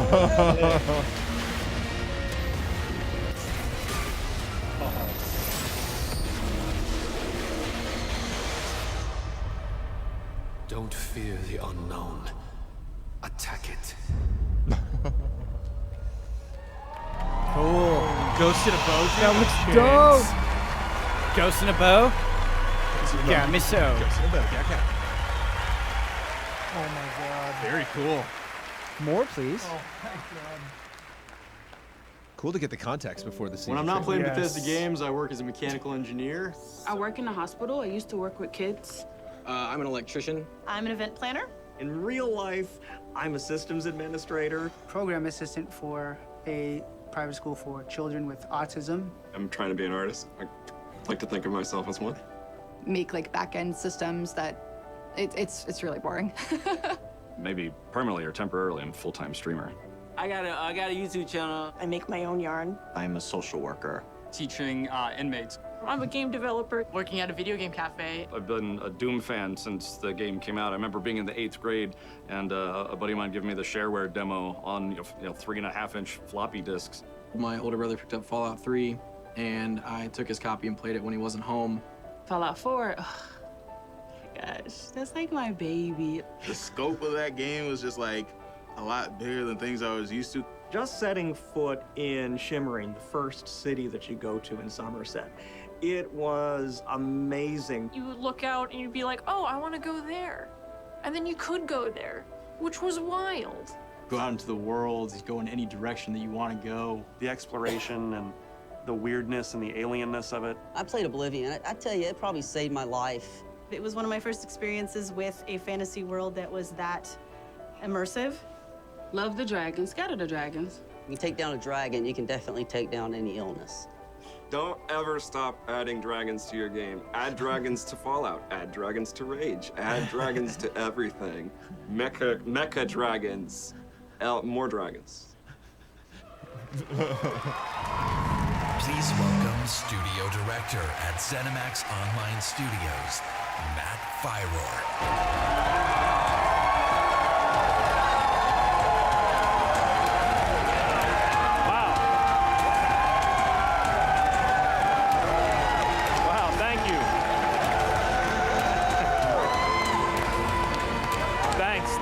Thank you, everyone. Wow, thank you. Man, every time. I just want to shout out to our friend Greg there, the one in the video that really loves dragons. I'm happy to say, Greg, The Elder Scrolls Online has dragons. Right now, in fact, players are deep into the season of the dragon, our year-long story about greed, revenge, cat people, and of course, dragons. Tonight's focus on the community resonates with me and everyone at ZeniMax Online Studios because ESO literally would not exist without you. Watching you play the game, streaming, telling stories, hearing your feedback, we understand that you are the most important part of the world of Tamriel. Thank you. Thank you for making ESO the extraordinary adventure it is today. The past year has been a huge success for ESO. More Game of the Year awards, millions more players have joined. So many, in fact, that we recently, that we recently added more server capacity just to support all the new players in Tamriel. That's kind of Bethesda's conferences, though. ESO just keeps every getting 15 bigger seconds, and better. Just a few days ago, we launched The Elder Scrolls Online Elsewhere. The latest chapter The latest chapter in the game where you're able to visit for the first time the homeland of the Khajiit, as well as control the dead as the new Necromancer class. And if you haven't played it yet, Elsewhere is the perfect starting point for new players. Necromancy, always a 10. When we announced Season of the Dragon, we kicked it off by showing you a video about how dragons were unleashed on Elsewhere. I think and we ended with a cliffhanger. The team's got to be up there. Now, I'm really excited to show you what happens next. Check out the world premiere.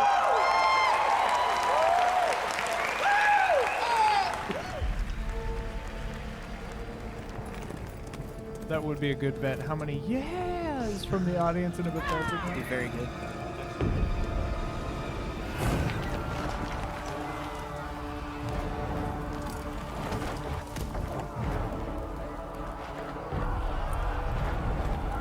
Ghost in a bow, baby. Ghost in a bow. Some Ghost in the Shell. Ghost in a bow.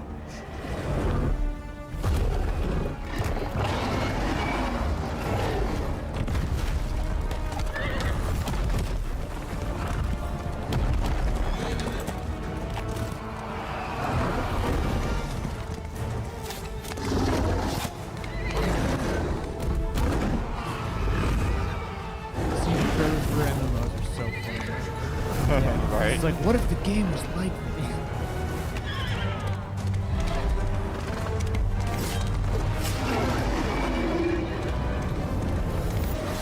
What's funny is like MMOs have the most UI as well.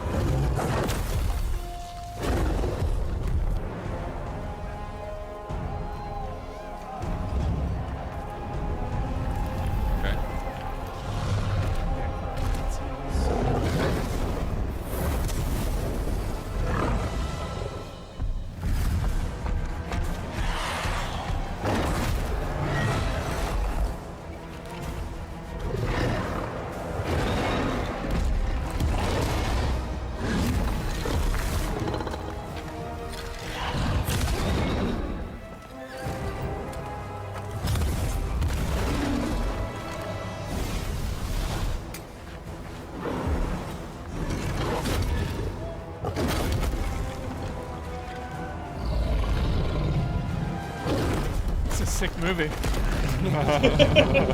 Love this.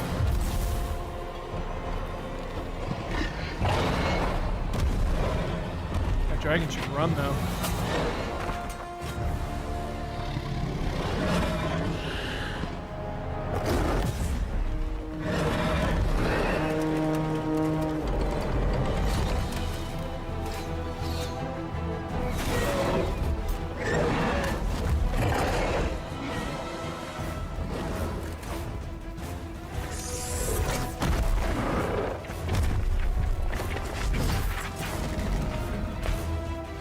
I like the idea of holding out until they can like ready the weapons and finally put this thing down.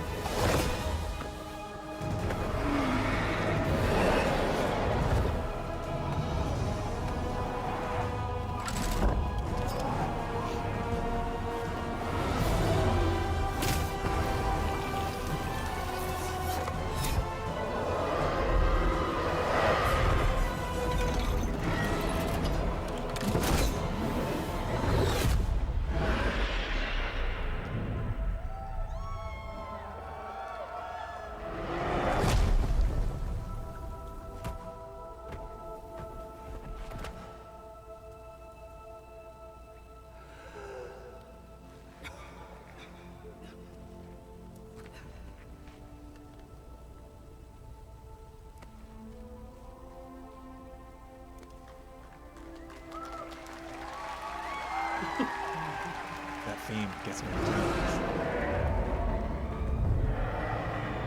Oh no. Brother. So, a raid? That was a cool cinematic. I liked it.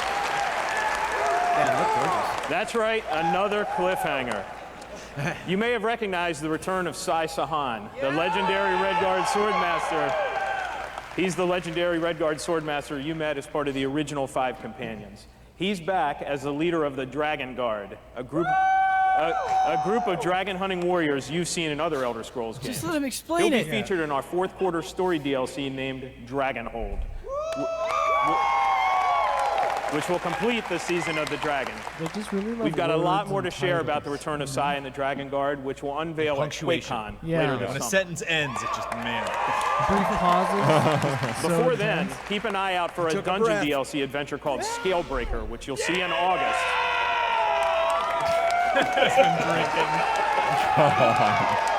That actually, they might give their Thank audience you booze. so That might be much the for problem. your support of the Elder Scrolls Online. We're humbled by your enthusiasm.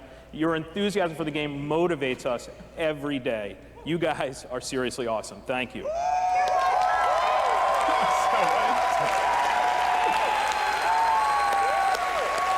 But I have something else to talk about. The Elder Scrolls Online isn't the only game in development at ZeniMax Online Studios. We have several other projects, one of which we're ready to reveal tonight. Whoa. Okay. And to tell us all about it is the game's creative director, Kira Schlitt.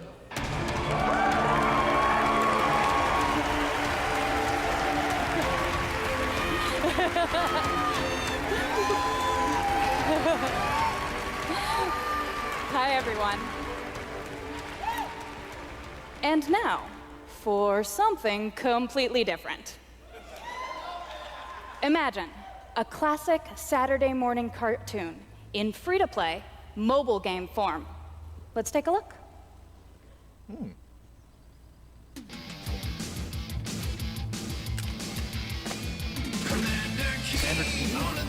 Oh my god. Okay, all right.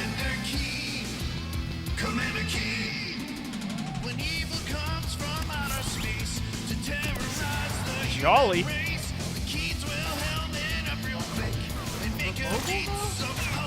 Free to play mobile, yep. Commander Keen done.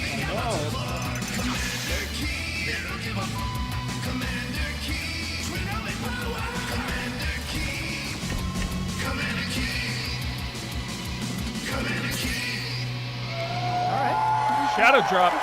I was a big fan of Commander Keen. Drop it. So, there's a new branch on Commander Keen's family tree, and they're heading to iOS and Android. If you're hearing about Commander Keen for the first time, it was one of the first PC action games created by id Software in the early 90s. Yeah.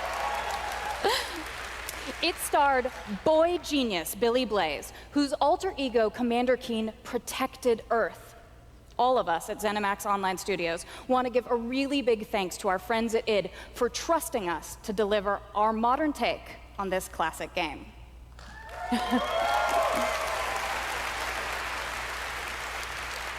So, tonight, as we introduce Commander Keen to a new generation of players, we're also introducing the next generation of heroes. Meet Billy.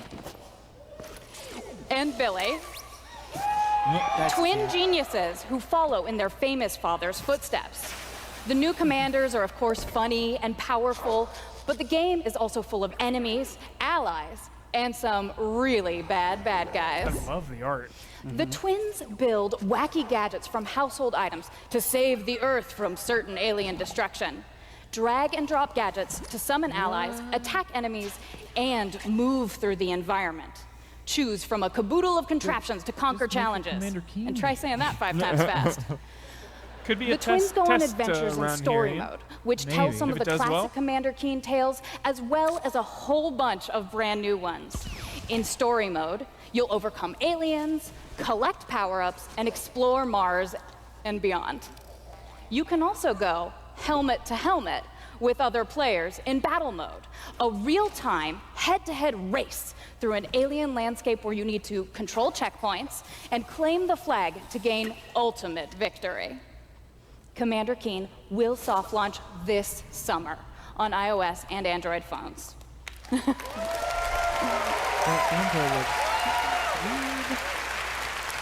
So, Please go visit gokeen.com to pre-register to receive unique in-game rewards a more and active hot worms. Commander Keen launch updates.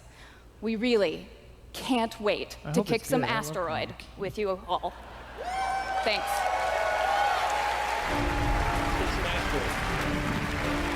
Ghostwire! Actually, you know what? We're bringing Ghostwire back. Here you go. Thank you, Kira. At Bethesda, we, like you, love mobile games. In addition to Blades and the upcoming Commander Keen, millions of you have enjoyed Fallout Shelter, which has now reached over 150 million downloads and counting. I thought he was going to say a billion.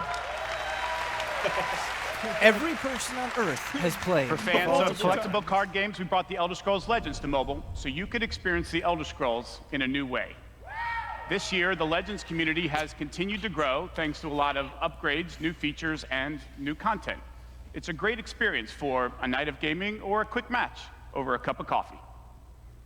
Thanks. You had me a coffee there. Fresh brew. Wait, what? Oh, okay. Like, I know you can play a mobile game while getting coffee. It's not a new concept. Oh, no, not one of these. Sir, can you please use your phone? Yeah, exactly. Jones is hard This game's already out and they're doing this? Yeah. Like, It doesn't feel like this.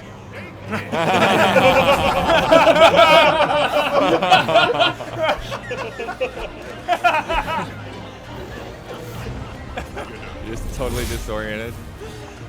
By seeing cat people in your cafe. Ian, when the There's a crab coming down the stairs. Just what I want to put out there, this costs millions of dollars. Like, this is incredibly expensive. The costumes, the CG. I wish all this money went to Tango. A girl! This is just an I can't insane believe amount of it. money Have a spent on this biscotti ad. at the end. I predict you'll have a biscotti at the I end. bet they fall in love. Ian, when the press conference is over, check if there's Ghostwire gameplay anywhere. Sure. Make your play. If it cuts to them playing together, What is this, the 90s?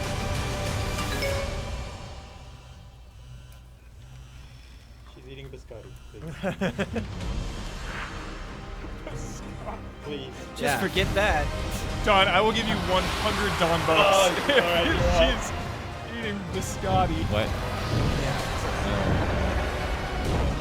It's a bummer because the whole attitude is that there's like this mobile game isn't good enough. We need to package it somewhere else. It's like mobile games are fun, man. You just should make a trailer that just shows the game being fun. Yeah, but does it get the girl? what's your name? Tango See? Dragons. Xbox.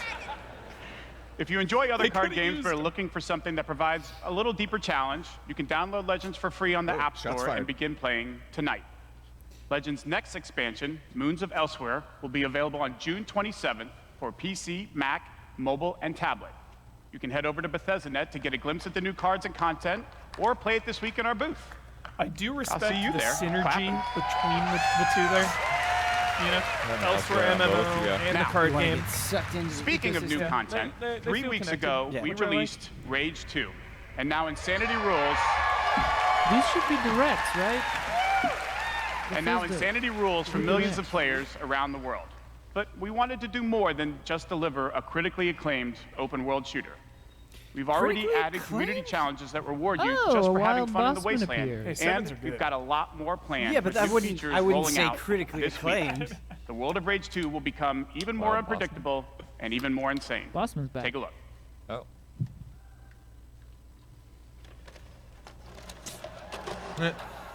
Okay. Hey, has there been any apologies? No. No. Close, I No. thought. This whole press conference kind of feels like an apology. It's very community focused. Yeah. Cool. It's not over yet. And they've got the Red Giant VC, But VHS. not an official apology.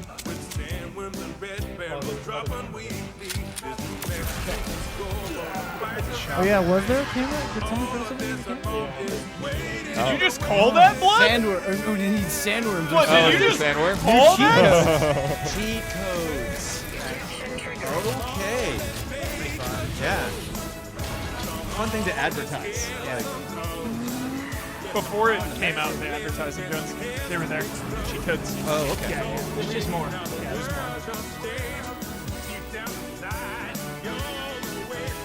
Yeah, there it is. A sandworm. Bloodworm. The worm collar. Ghosts. A lot of spirits. All right. Oh, that's my next tattoo. Oh, yeah.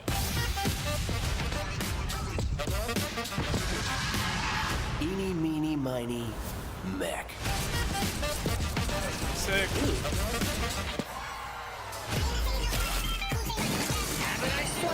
Are we watching the same trailer twice? No, we're watching. No, they just said. They're showing the same thing Tremendous surprise for you all. in a different way. New story, dude. New enemies action. New weapons. New area. This is good. Yeah, I agree.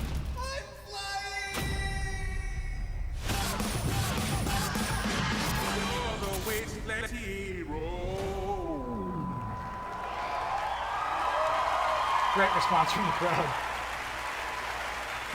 This is a very Please active welcome crowd, Bossman. Executive producer at Machine There we go. Games, Youngblood. Eric Gustafsson.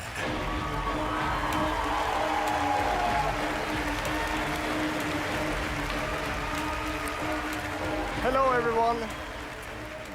After liberating America from the Nazi scum in Wolfenstein 2, The New Great Colossus, emphasis. this year we take you back to Europe with 2 new Wolfenstein games. First, we are bringing Nazi killing The VR one? into The VR one. virtual The VR one. reality Yeah. with Right. with Wolfenstein Cyberpilot. As a hacker working for the French resistance, you will take control of Nazi war machines and turn them against their creators. Cyberpilot will be available this July, and it's playable this week in our E3 booth. Yeah, I played this last year.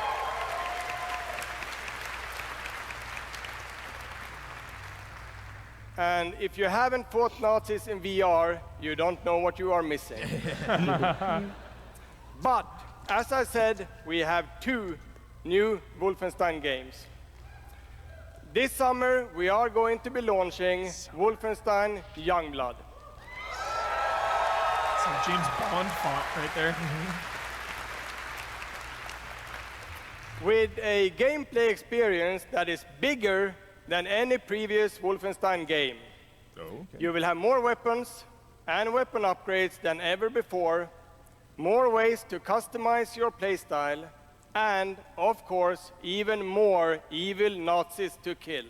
I think it's important because it's not a 3, so like there is that perception that it's a smaller experience. And in Youngblood, you can kill those Nazis with a friend.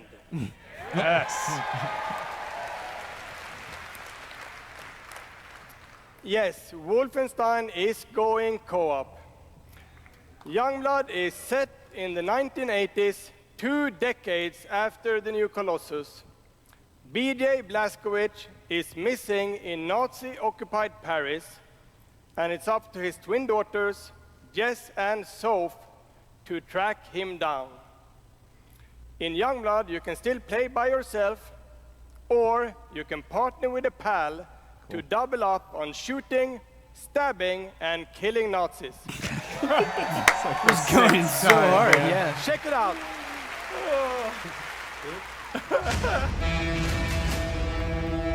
Paris, Nazi country.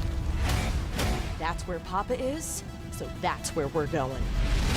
We can find him together. Punish I have an blasphemy. assignment suitable for 2 Nazi killers such as yourselves.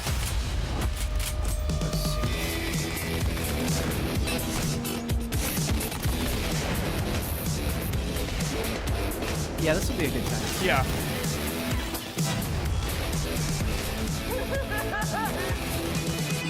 Just laughing with blood in their face. Stewardesses.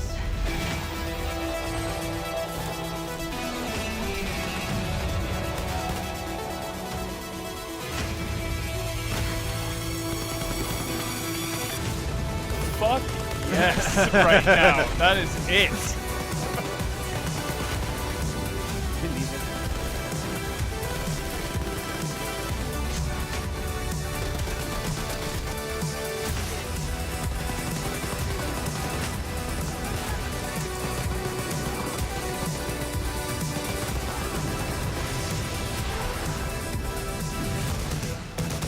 That's cool.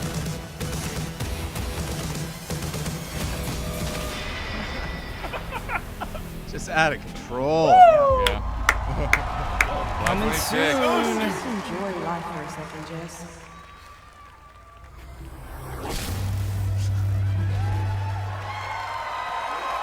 So pumped. Oh my god. What do you think of that trailer, Jones? It was fun. It, Wolfenstein not Youngblood a lot of releases synergy on chaos, PlayStation you know, so 4, would have loved like, a Xbox little bit of One, that, but Nintendo Switch, and PC love the music. on July 26th. That's fine. Oh, switch day and date, everything. Nice. And if you can't wait, stop by our E3 booth to play this week. Thank you. Thank you. Not leaving. If you can't wait And to kill now, Nazis. I'd like to welcome to the stage my dear friends from Arcane Lyon, who worked with us on these two Wolfenstein games, Dinga and Sebastian. Yeah.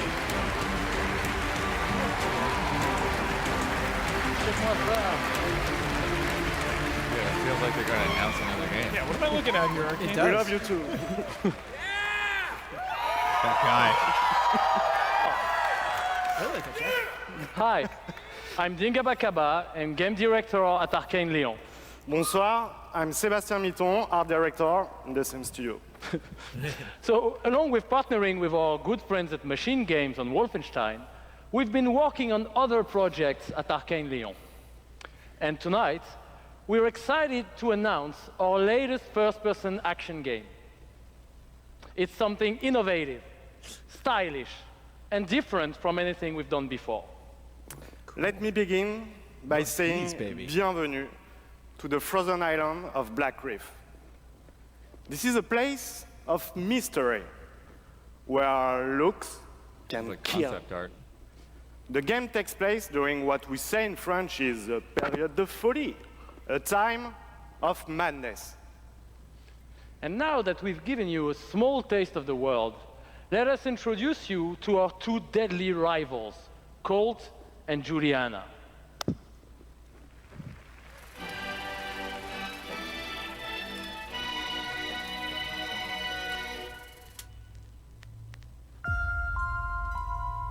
Here we go.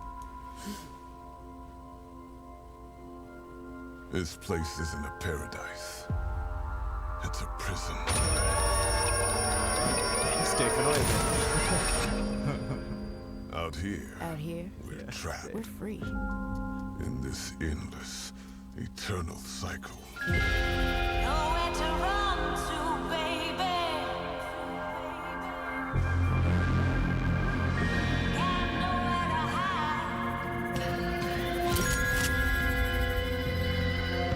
My life's purpose is on this island. And I can't let this go on any longer. The more days I repeat, The longer that I'm out here, the more certain I am. of what I have to do. The only way to protect the cycle The only way to break the cycle is to kill you. Better cut back and forth.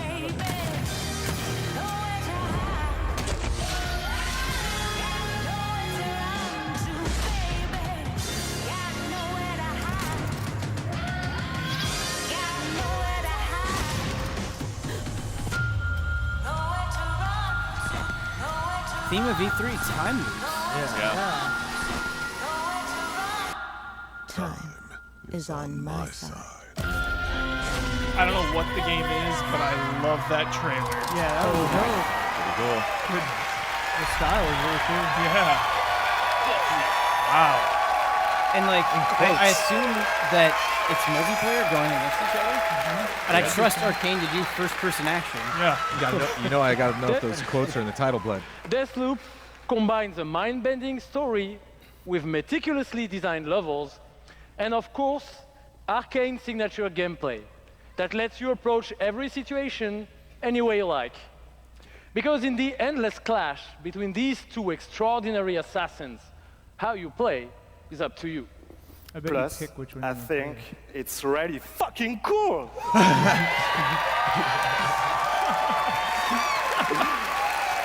Excuse my French.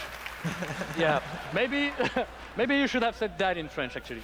Maybe not. But it's also pretty fucking true. Because we will take you on a trip unlike any other, and we really hope that you enjoy the ride. Merci beaucoup. Thank you very much. Yeah, maybe it is single player in your shoes. It's I don't a know. wonderful way to get away from The all tagline the is if at pressures first you in don't life. succeed, I think the die sense of again. community has really helped me as a person because I'm typically very isolated. It's definitely very confidence building. It's brought me out of my shell and stopped being an introvert. I could like be a hero and do all these things. You find really creative, really fun, really talented people. Meet people who are in my group that I've only known as a character. Probably made more friends online than I have in real life. The games that you bring out just helps people, honestly. My parents were refugees from the Vietnam War, which is why I'm also fascinated by elements of war. Playing these games just kind of put me out of the worry and the stress. I was in a dark place for a while, and I told myself I wasn't going to be there anymore. And so now the only dark places that I'm allowed to go are in dungeons and ESO.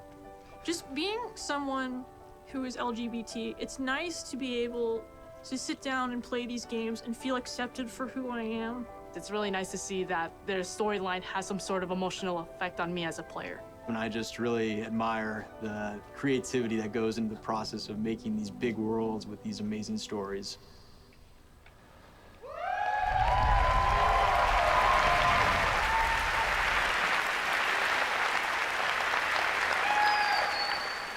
Building these fantastic worlds and telling these stories comes from a passion to deliver the very best experiences for our players.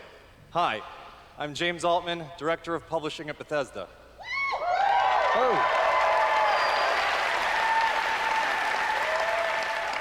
And I'm Robert Duffy, Chief Technology Officer at id Software.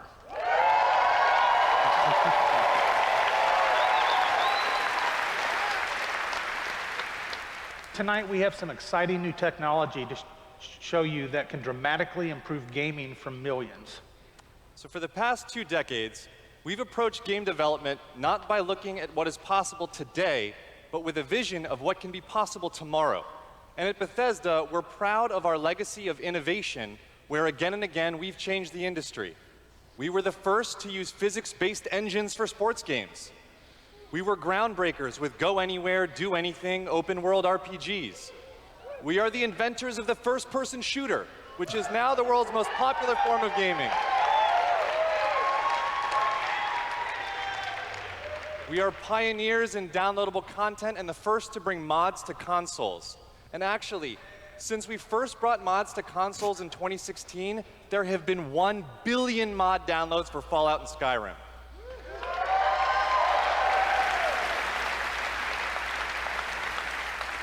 We, of course, developed the first commercially viable VR technology, revealed in our E3 booth in 2012. Yes, that is the original VR headset, held together by tape and worn by our very own Tim Willits.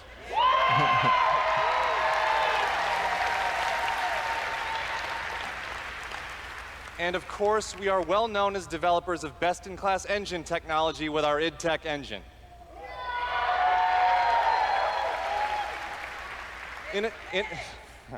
Innovation and creativity is in our DNA, and all of these advances were done with one goal in mind: to improve player experiences. So tonight, we have exciting new technology to announce. We're going to show you the result of years of research and development. Cutting-edge game engine-based technology we've developed specifically for game streaming. Now, we'd like to introduce you to Orion.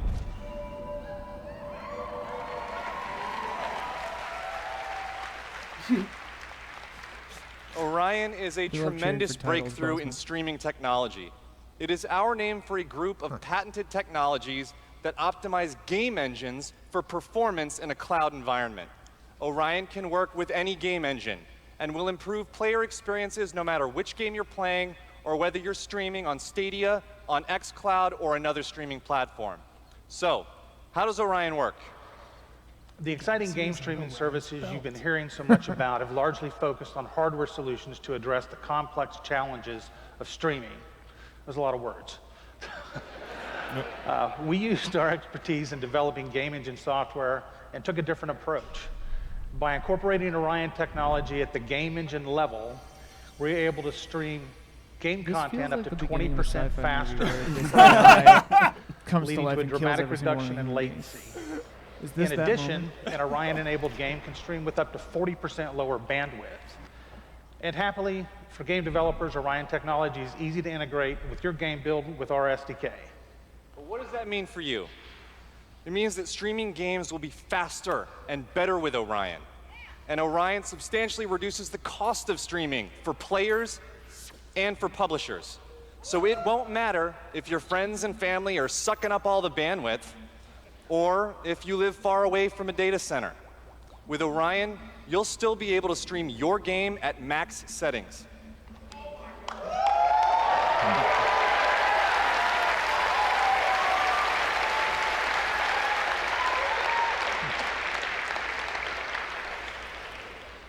Now, as with any new computer technology, one must ask the question, can it play Doom? Good question. Can it stream an unrelenting, fluid, first-person shooter with native 4K resolution at 60 no. frames per second? Let's see. Doom is too intense. Not that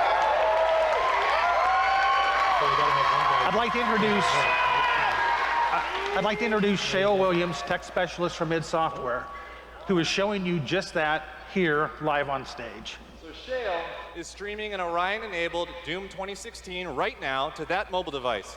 As you can see, there is no reduction in visual fidelity. That's Doom at 60 frames per second without perceptible latency. And we want you all to experience this powerful streaming technology yourself as we test and refine it.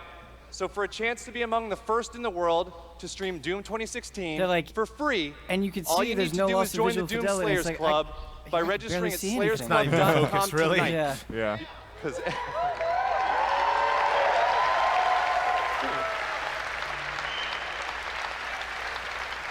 you say tonight? Yeah. everybody could use a little more Doom in their lives. He's back. This is a wild crowd. And we'll see you in hell. Rowdy. Attitude era crowd. Here we go. Yes. Ooh. What you interfere with now is There he is. bigger than you can imagine. If you continue, you will bring down the heavens' wrath. That sword. It is written. It is their time to give penance. You are but one man. Did you see the thing the way that thing died? Yeah. Holy shit.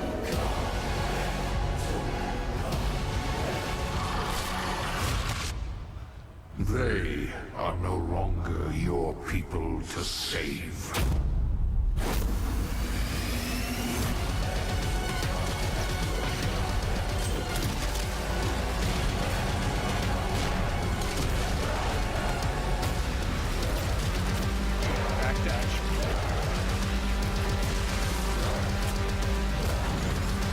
Oh, traps, baby! Chainsaw v Axe. Did they just pull that out of a dream you had? Or? I like that trailer. That was a fun one.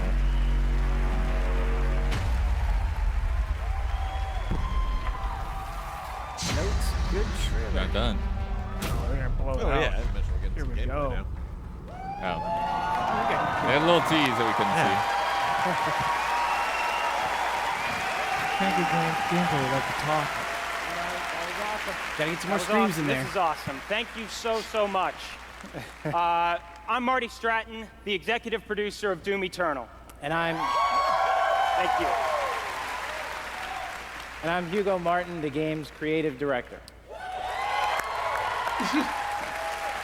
They're directing their employees As you to just do saw, this stuff, man. we're not just building a world Come for on. Doom, it's an entire universe. Earth is on the brink of annihilation. It's being consumed by demons. And your crusade to save it will take you across dimensions to locations never seen before in Doom, from heaven and hell to the Sentinel homeworld and beyond. Yeah.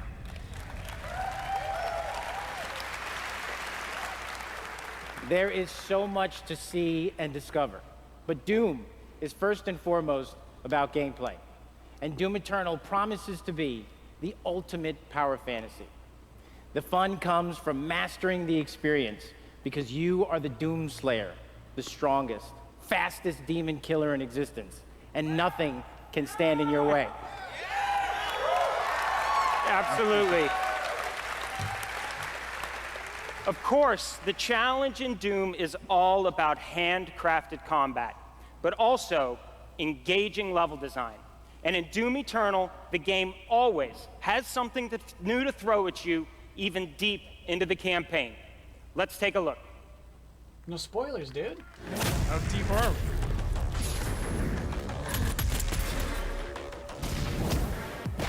Whoa. That transition. I love these environmental Yeah. things that you can use. That's so cool.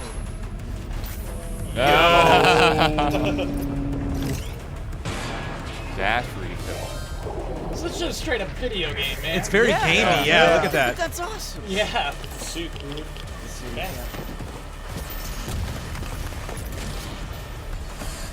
Yo, these formal edits. So good.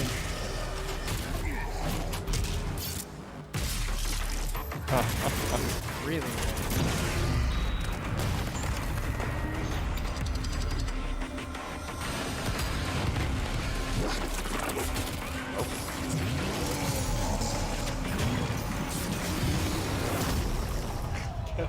Eat yourself.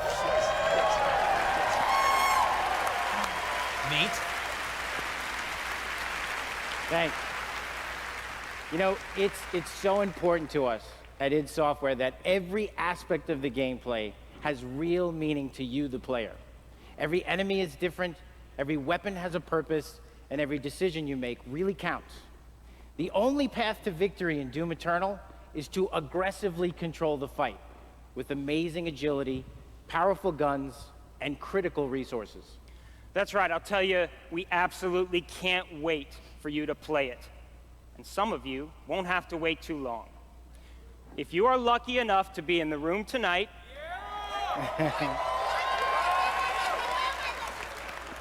you'll have a chance to play it immediately following the show.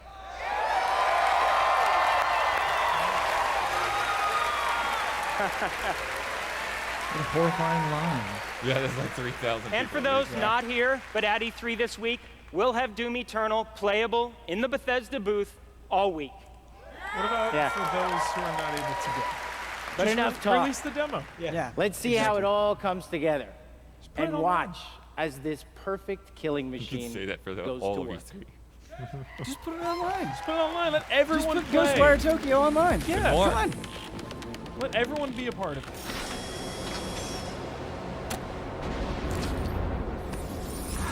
I'm charting a flight path to Mars.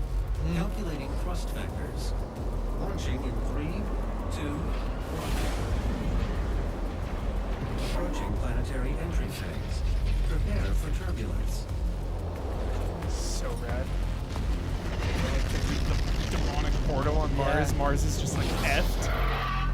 Everything is effed.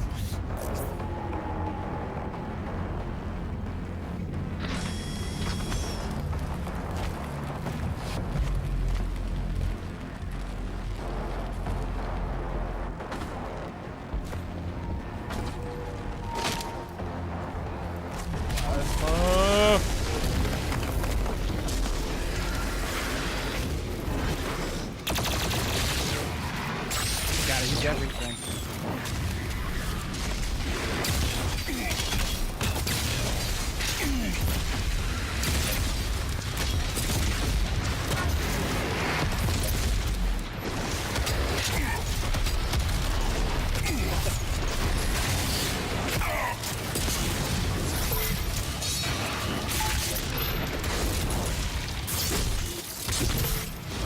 Yeah, glory killing for that health day.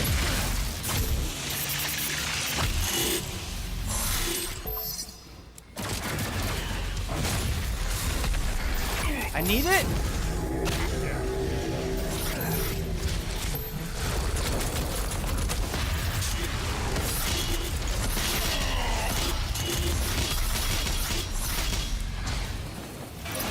Like, it doesn't even feel like they're showing the game right now. It just feels like they're taunting us. You know? Like, alright, here it is. Just the variety of enemies, though, and how the frantic pace of combat is. And yeah, he is. He's using his entire arsenal. Great.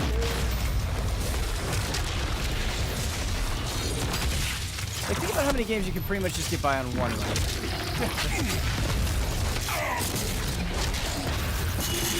Oh,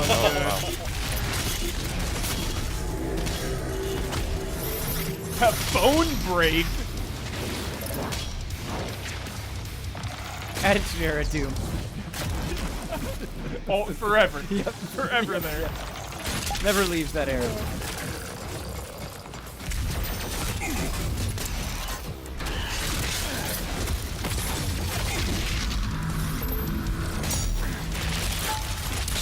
Shot out his cannon.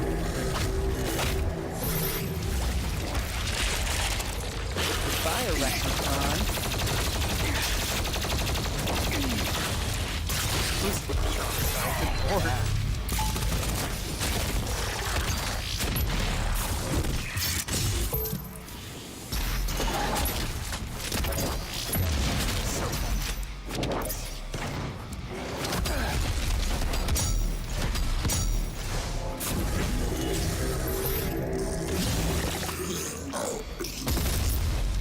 Doesn't, just walks away. Just walks away. Oh, God. Oh.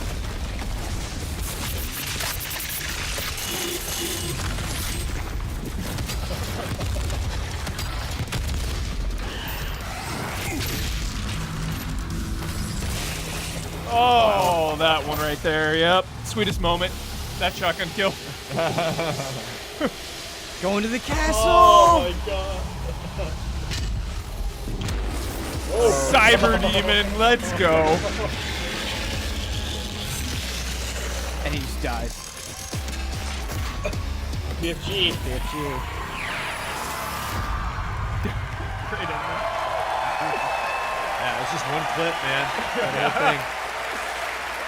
Just give it to us. Thanks. Cool. All right. Taunting, dude. Just so casual about it. That was awesome. We're so excited because the gameplay that you just saw is just a piece of what you're going to play this week at E3. Yeah. But I bet a lot of you are wondering, when do we get to play Doom Eternal at our home? Well, Wow. you don't have to wait too much longer. October. Not quite tomorrow. Dang it, I'm so sure. But Doom Eternal will release on November 22nd. November is stacked. Yeah. Rowdy. We're very excited about that, and we've got something really special for Doom fans. An amazing collector's edition we're really proud of. Dude, the Yeah. helmet. Oh. The helmet's pretty cool. That's an actual helmet. Yeah, you could wear that thing. I want to see Dawn. Yeah, that's a prop. I just want to see some guy driving down already got 405 it. on his motorcycle, just popping a wheelie, riding that thing all the way down to Santa Monica. All right, well, we've got one more thing we know that you've been waiting to hear about. Our totally new Doom multiplayer experience. Yes. We call it Battle Mode. We've been developing this in-house at id, and it's unlike anything you've played before. Yeah, we've been so pumped at id to share this with you. This is pure Doom, but with your friends, where 2 player-controlled demons take on 1 fully loaded Slayer in a fight to the death. This is a first-person fighter, where it's demon strategy versus Slayer skill. You know, we can't wait, because we know you'll love the different play styles of the various demons, because each has unique movement, attacks, and abilities. They can even spawn AI demons to control the battlefield and help you take down the Slayer. It's Please show strategic, this. competitive, and it's a ton of fun. And we can't wait to share more details with you this year at QuakeCon. Share at QuakeCon. But before we go, we do want to take a first look at Doom Eternal's new multiplayer. There it is. On behalf of our amazing team at id in Dallas and Frankfurt, Germany, we want to thank you all so much for your support. Thanks, everyone. Thank you. Thank you. Yes.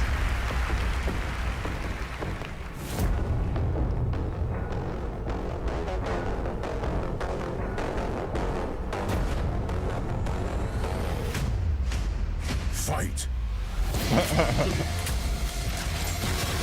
First-person fighter, they call it.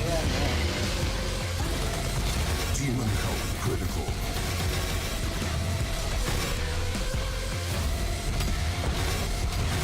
Slayer health critical. Slayer killed. Round 2.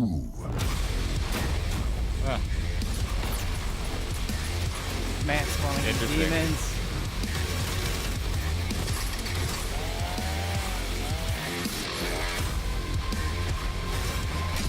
You go to hell? Summon. Go to hell?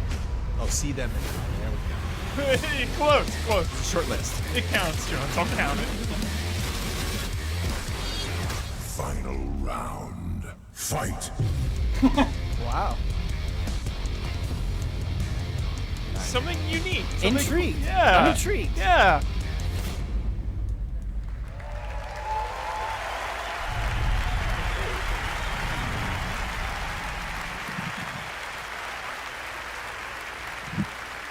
Another round of applause, please, from Marty Hugo and all of our presenters tonight.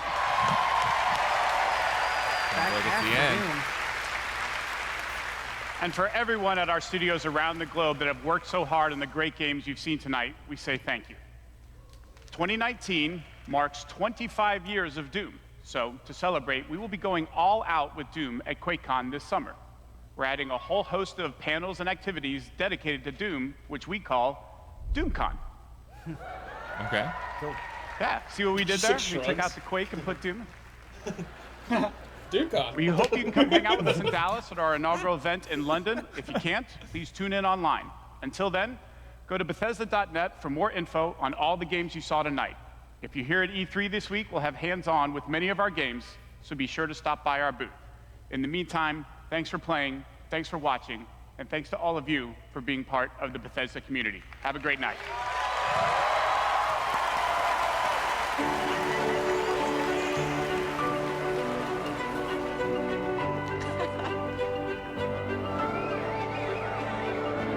At Bethesda, we're in the business of creating heroes. 超クールな敵もね。 But the true hero is you. It's like we hand you this malleable clay and you do these extraordinary things that we never could have imagined. We get to build these worlds and these communities, and you all come in and you play, and you bring these worlds that we create to life. You help us build richer worlds. みんなのおかげで助かってます。You add meaning to everything we do. We are glad you're here. We're so glad you're here. To the heroes. ヒーローたちに乾杯。 To the heroes. À la vôtre. Shit, I don't have a drink. To you. Touch the talk. And I'm sorry. Oh, so close! That'd be so good. Hey, what's that cartoon? Commander Keen. But a mobile game. Mobile game. But a mobile game. And Weird it's And up, and down, and up. Those annual Bethesda mixed mobile feelings.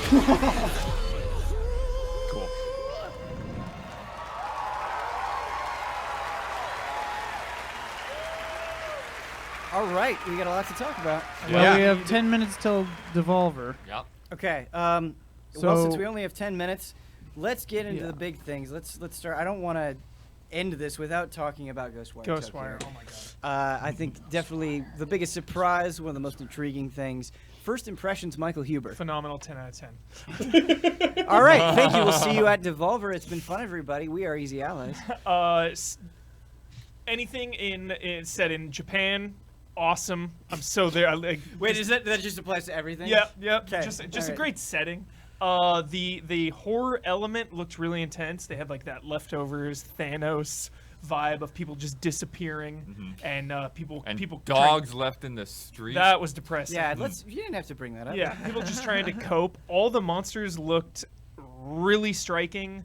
The environments and the hunter player. Oh, yeah. That you're playing as. It just had a really awesome premise that they nailed in just one trailer. Huber, something that I wanted to bring up. So people are vanishing. We got to find out why. And then another word that they brought up was conspiracies. I would Yeah. love, as you're trying to figure out this mystery, like people trying to mislead you Yes, and those- send you in different directions. Those people with the umbrellas with the Yes. crazy looking hands, Yes. like straight out of Buffy, the hush people. Yeah. So sick. Jones, you like bows. How are you feeling? I love that they introduced a protagonist. I Yes. love that we could kind of see like what tools we were going to be using, and that there's I got like kind of Ronin vibes almost from Endgame, like that someone is standing up against this. And I like this. The other thing about conspiracy is that like this is someone's fault. Like someone is Right. responsible for all of this stuff happening. It was Todd. Yeah. You apologize. What if it's Mobius, dude? Ties in. And I love it's interesting that they specifically said Tokyo, so it'd be interesting to see like how they said the word world, and I was like, whoa, so it'd be interesting to see like how big that map is, how you can access it, and just it'd be creepy on its own to just go through parts of Tokyo that are vacant, and then just to slowly have these. Even when they showed the concept art, that people were kind of starting to like appear and disappear, and so it'd be interesting to see how that plays out. I think something that was heavily implied. So you had a lot of traditional. You had like Oni Mask. You had the long-haired spirit, but you also had the world warping. And so I wonder if you're going to have that effect where you're going through like a normal Tokyo area, and then suddenly it just gets crazy, and that's how you know the demons are coming, or spirits, is because the environment around you is changing. It looked like the hero like cleansed something at that point. Like a Sure. big sphere came out. Sure. Blood, what are your thoughts on Ghostwire? One of the things that I thought was interesting is they talked about not just fighting spirits or uncovering this conspiracy. They talked about meeting spirits. Yes. Like they said, some are dangerous and some are peaceful. So sick. So I'm curious, really, it's not a thing that they showed, but I'm Right. curious how that plays out. I wonder if you can maybe, if you have to convince a demon, negotiate with a demon, have it join your side, and then you can summon it. That would be really cool. But a lot more to uncover. Still a lot of questions. We don't have very much time, and so we kind of have to get moving. But the other big thing that I want to talk about, Doom Eternal had a lot to show. I thought the traps were really cool, but I want to talk about the battle mode. I want to talk about the strategy that you're employing as either a demon or as the demon slayer. How did that look to you, Huber? Looked unique, and to me, to most players, I would assume Doom is all about the campaign going through. So multiplayer is kind of a side thing, kind of a bonus. Yeah. And to give it its own unique identity, I think, is the smart move. And being able to play as the demons is just really cool. How do you think they're going to keep you on the hook? I mean, obviously the idea itself is pretty cool, but how is this? Are they going to make it a long-term investment? Are you unlocking demons? Are you like maybe earning a currency and then spending points on stuff? I would like a progression. I think that'd be cool. If the more you use a specific demon, that demon levels up. That'd be smart. Brandon, do you want to be on the demon side or the demon slayer side? I think that's one of the positive things about it is I think both like are a win. Obviously, Yeah. like playing this and seeing that character just completely get crushed is fun. But like I think one of my favorite shots was the big guy was storming through this one area and he like disabled him or did something and then immediately turned to the left and hooked the other guy. So it's got to feel so good when like I think we got him. I think we're trapping him and he just sneaks right out of that. I bet that's got to feel super good. Do you think it'll be like Counter-Strike style where you have to save up currency maybe to like buy in to Oh, that's use an interesting the idea. The cyber Yeah. demon? 'Cause Right, it's like, right. why am I not going to be the cyber Where, like, demon every time, you know? Maybe right away you can be something like a Revenant, but you Yeah. have to build up. I think that I like that prediction. I like where your head's Yeah, at. I mean, it's interesting to me because it brings back thoughts of like Fable Legends. But what was interesting about the difference there is with Fable Legends, you had like one mastermind strategist trying to like set up all these traps versus a party of 4, whereas this is like, no. The Doomslayer is gonna need multiple strategists to be able to take down. So yeah, just seeing how you can work with that and what kinds of things that you can set up to get in their way. Outside of battle mode, was there anything in what they showed of Doom Eternal that stood out to you specifically, Blood? The air dashing. Yeah. Air Just the dashing and mobility. the traps and just triggering crazy things. We don't have a lot of time, but I do want to get our final like summations. I want to give a score to Bethesda. And so We want to Brandon, get that sweetest moment in there too. yes, I want to get that sweetest moment in. Let's actually do that right now. I would nominate just the Ghostwire announcement as the sweetest moment, but you pointed out a particular shotgun There kill. was a really good shotgun kill, but nothing is topping Ghostwire for me. How are we feeling about that? Sure. Especially Mikami, passing the torch. Well, yet yeah, again, and just like her attitude, the happiest horror designer you've ever seen. Yeah. Oh man, she was great. I think the saltiest moment is leaving that dog on its own. Totally unnecessary. So uncalled for. Yep. So uncalled for. But yeah, before we give the ratings, I just want to do a quick highlight. I made a ton of notes for this. We just don't have time to go over it. But I want to talk about Blades. They're doing their biggest update yet. New jobs, Solar Arena Quest, Jewelry, Dragon Quest line. In the fall, they're going to do PvP, Town Visitation, coming to Switch. You also have Fallout 76, the Wastelanders update, adding NPCs. They're going to have dialogue all free. options. That was handled. Yeah. Yep. Well. An atonement. Right, and then you have Battle Royale, where if you win, you get to be an Overseer. Still have some questions about that, but I'm pretty curious substantial. whether that means anything. Right. Like that just might be what they call the winner. But they showed a lot of cutscenes and stuff in that vault, and so it's like, is this just a setup? I'm thinking like in to bring Fortnite in it really quick. If you win a battle royale of Fortnite for the season, you get like an umbrella. What if in this, if you just win one time, you then get access to being an overseer? Right. There are certain advantages that you get. You just have access, or just to benefits for your vault. But it actually seemed pretty involved though, because they showed activity within the vault, and it made me think like, oh, okay, well this will be a fully 3D Fallout Shelter kind of experience, but I'm not sure. They briefly mentioned Elder Scrolls 6 and Starfield and said thank you for believing in us. Yeah, give that us some was time. not even a logo or anything. Right. Elder Scrolls Online, Season of the Dragon, they just launched an expansion. Such a cool cinematic. More stuff coming at the end of the Season of Dragon, Dragon Hold. You're going to be working with one of the original characters with the Dragon Guard. ZeniMax Online, bringing up Commander Keen, free-to-play mobile. Really liked the style. Not sure how I feel about it. The gameplay that I saw, yeah, it's a little strange. But it'll be I think free, something easy like to that. try. It's like take a second to explain what's Right. happening. I think it's that gonna would be have really such helped. a different game. Yeah. Absolutely. Rage 2, there are going to be more cheat codes coming, a new playable mech, new Rise of Ghosts expansion, Sandworms, which Bloodworth called, which is really good. We got to switch people over very quickly, giving me ratings. I'll go with the B. I hate the pace of these things. It was better than last year. It seemed like last year really kind of hung in the air for a little bit, especially when they brought like people out from Legends and Online. It seemed like they were like a little bit comfortable on B's stage. pretty high though. What's giving you that B? I think I just generally liked all of the updates that I saw. I think I feel better about this company now than I did when they first like announced stuff. I think I just it might be a little high. I'm curious to see what the rest of you score. Blood, what are you going to give it? I was gonna give it I think a C. Yeah. Yeah. I really feel like the crowd cheering is just not the crowd. It's like them telling the developers to like support the team, and it's just it doesn't work. It's just killing everything. Raising Microsoft to a B-. This was a C+. Is that C+ mostly going on Ghostwire? Yeah, Ghostwire hype, Doom hype, Wolfenstein hype. Those are like Doom and Wolfenstein I already knew going in that those are day ones for me. Ghostwire was the culmination, and then everything else was just it's fine. I'm going to give it a C. I think it is awesome that you have people there supporting your games and showing enthusiasm. I don't need they need to do it after every word. That was a little much. But I think the thing that's hurting me is the updates. I don't believe in Fallout 76 yet, so I'm not going to believe that this huge new mode is going to go off without a hitch, so that kind of hurt it.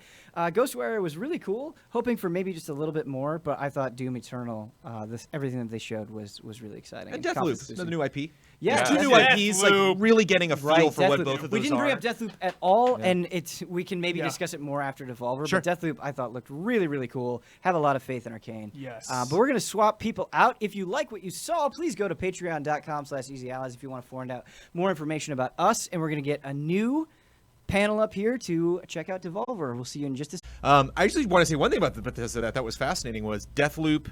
We didn't get the title until after that, but Deathloop and Ghostwire were announced like before we saw them. Like they were announced in a very matter-of-fact way. Like developers just kind of came out and they're like, "You're about to see a new IP. This is what it is." And here we go. We forgot to do a sweetest moment. Oh, for Devolver? For Devolver? It was the Carrion. Carrion coming out. Carrion thing about Carrion gameplay. Yeah. Carrion. Yeah, Carrion looked cool. Yeah. Sweet Justice, sweetest moment brought to you by Sweet Justice. Carrion. Okay. Carrion. Sweetjustice.audio. Check them out. They do audio. 2020. Oh. Something I didn't really get to say before we went off is I think Deathloop really sold itself well. Yes. Like it both did a lot of mystery and I have a lot of questions, but I also think I have a good idea of what the concept is. Right. And I love that. And a lot of games do not accomplish that when they announce it. Yeah. I love that trailer. Yeah, I think it kind of it shows both the success and the problems with the Bethesda conference because it's like it gets me really interested in this concept, right? But it fails to follow up with like, oh, so how does this play? What is this game? You know, so many CG trailers today. Yeah. Too many. Yeah. I totally hear you. I think you're right on that. But for something like this, it's less bothersome to me when it's like kind of a first showing. Yeah. Like a Ghostwire or this, but when it's something that like we already know about and they're not showing anything, then it's especially frustrating.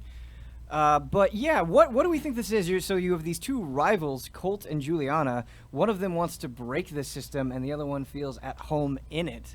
Do you think this is going to be, like Ian said, a single player where you pick your own character and you kind of choose a side, and that's the story that you play? Or is there going to be a multiplayer element? What are we feeling? I would imagine if it's multiplayer, they'd say that. Yeah. Sure. And unless it's like a round-based type thing, I can't imagine two people playing this whole thing together. Like, yeah, I don't know, because it seems like there's a world that you interact with, and you could do like kind of this asynchronous thing where you're always going up the same character, but it's not always the same person controlling. Yeah, they that come character. in. Yeah. Yeah, totally. Like sync points or whatever, like I definitely, Resident Evil 6 or whatever. I definitely get the vibe that it's like a one-on-one multiplayer kind of thing, but they're shooting like different people, you know? Well, it could be that there are AI components, and part of your strategy is how do you blend in with the chaos that's already going on. But it could also be single player, and they play completely differently. They have different abilities. Dishonored 2 style, you get multiple options for characters. I think that's one of the biggest successes from this is it is a CG trailer, but it's still like, of course this is Arcane. Of course this is this team. When she's running on the wall, when he pops out his arm ability really quickly, you get that sense of playfulness. And I wonder if that's kind of how this started development-wise. They were like, Dishonored 2 worked really well, was really embraced by the community because of how many, some absolutely incredible, streams and videos of people doing just amazing acrobatics with the abilities that were in Dishonored 2, which really goes to show like how diverse that game is in terms of what your options combat-wise. And so I wonder if they really kind of focused on like that, the interaction between the assassin and the victim, right? And kind of like, what if we could empower the victim more? What if we could, potentially create an AI that really challenges you? And it's like, well, what if that's this person who's hunting you in this game? And I think that'd be interesting if it was kind of like roguelike-ish, where you had an objective, you were trying to go through an area that you're familiar with, but you always know like that she's somewhere, she's somewhere hunting me.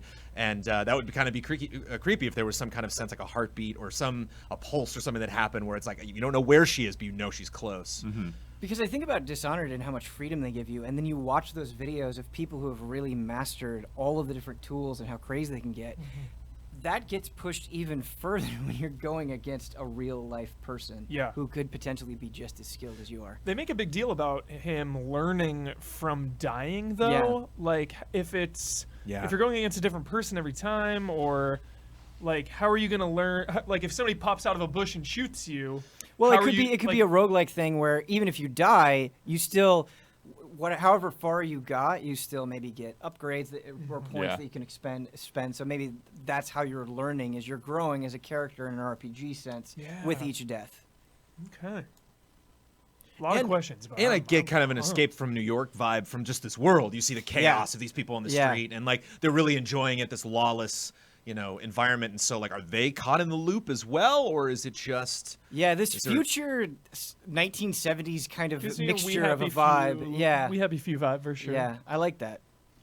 Another thing that we didn't mention at all in the previous post show, after the community video that they did, they also talked about Orion, which makes game streaming better, reducing the bandwidth and the cost for both publishers and the consumer. Do we have any thoughts about this? Anything that we want to share? I feel like I just want to read a deeper dive into like what this is supposed to mean and how it's supposed to work, because they talked about it, as if it's something that you could, it would allow you to stream games at full resolution, with a fraction of the bandwidth that you would think you would need, which would not only make it easier to manage, but would avoid a lot of the problems like, data caps and things like that. So I'm not sure what the heck it is and how it's supposed to work and how it's supposed to accomplish all those things, but it does, it does make you see why Bethesda was there right from the start when Google started showing off Stadia, because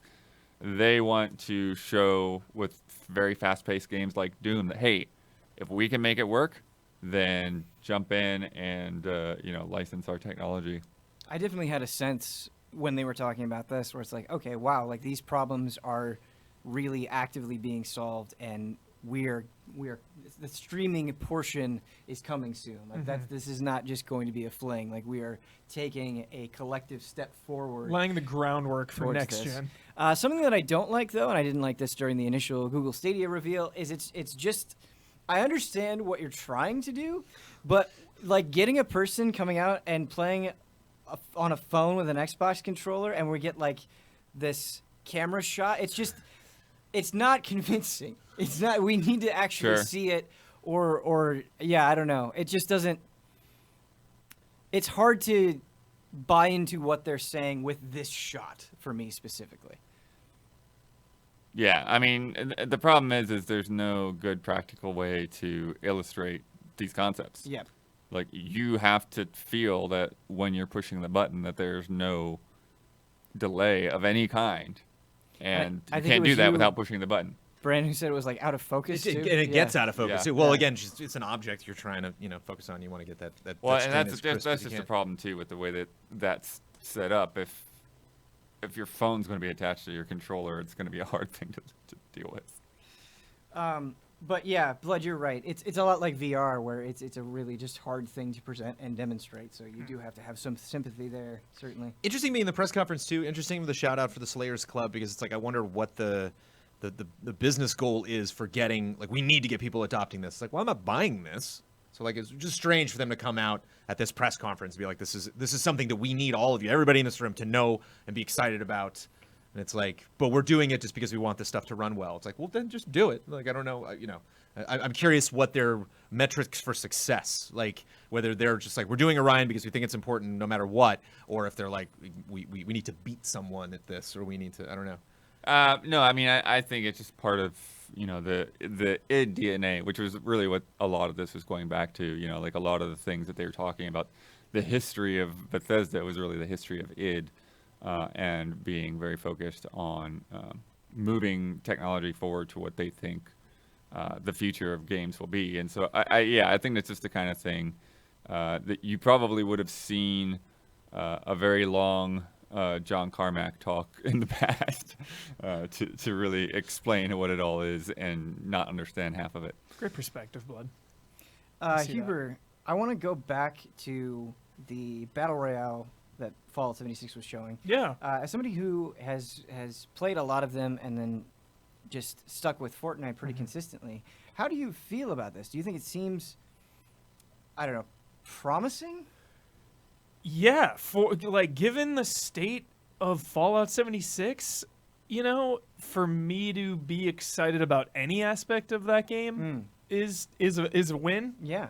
And I think they were doing cool things with it. Like we saw building, we saw like freako beasts running around, we saw a nuke get launched. There's a promising reward that we don't really know about yet, but like being an overseer. I guarantee that that's just the title for winning. Okay. Instead of So it's victory Victor, reward, it's congratulations, just you were the overseer, overseer? and that's Okay. it. Got it. And maybe your character gets like a bonus. I don't. Okay. I doubt. Yeah, anything more than because that. otherwise, how long would this battle royale last? You know, Right. Because if you're going to be an overseer for any length of time, then you've got to be like, that'd be like a once a week event or something. Yeah. Something that I really like, though, Blood, you were mentioning how a lot of times we just end up having a lot of questions with the way Bethesda presents games, and I have a lot of questions about this Battle Royale, but we're going to get to try it starting tomorrow. Yeah. And not only are they doing a free trial for the whole game, but they're doing a free trial, that you're getting a sneak peek at this in this free trial period, which I think is smart. So Yeah. we can answer our own questions. Totally. You know, free trial, play it.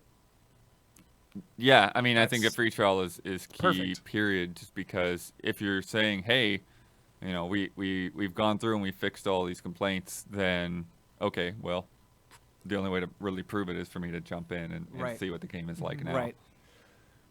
So yeah, all the concepts seem great, but it's within Fallout 76, which is a rough game. So it will be interesting to see how it feels to play. Yeah, I'm curious how frequent things like nukes are. I'm curious how frequent the monsters are and how prevalent they are, and do they change by area? Just all of that stuff. But 52 players, how do you feel about that? Seems like a good number for Sure. that kind of game. Especially if they have other stuff in there as well. Yeah, and there's like its own progression, it looked like, which is cool. Yeah, they mentioned that perk cards will be a part of it, Yeah. which is cool. But yeah, I think going through my notes, I think that's pretty much all the major stuff that I wanted to talk about. But if you guys have anything else you want to say, go ahead. Brandon, you were mentioning that maybe your overall attitude on Bethesda had changed.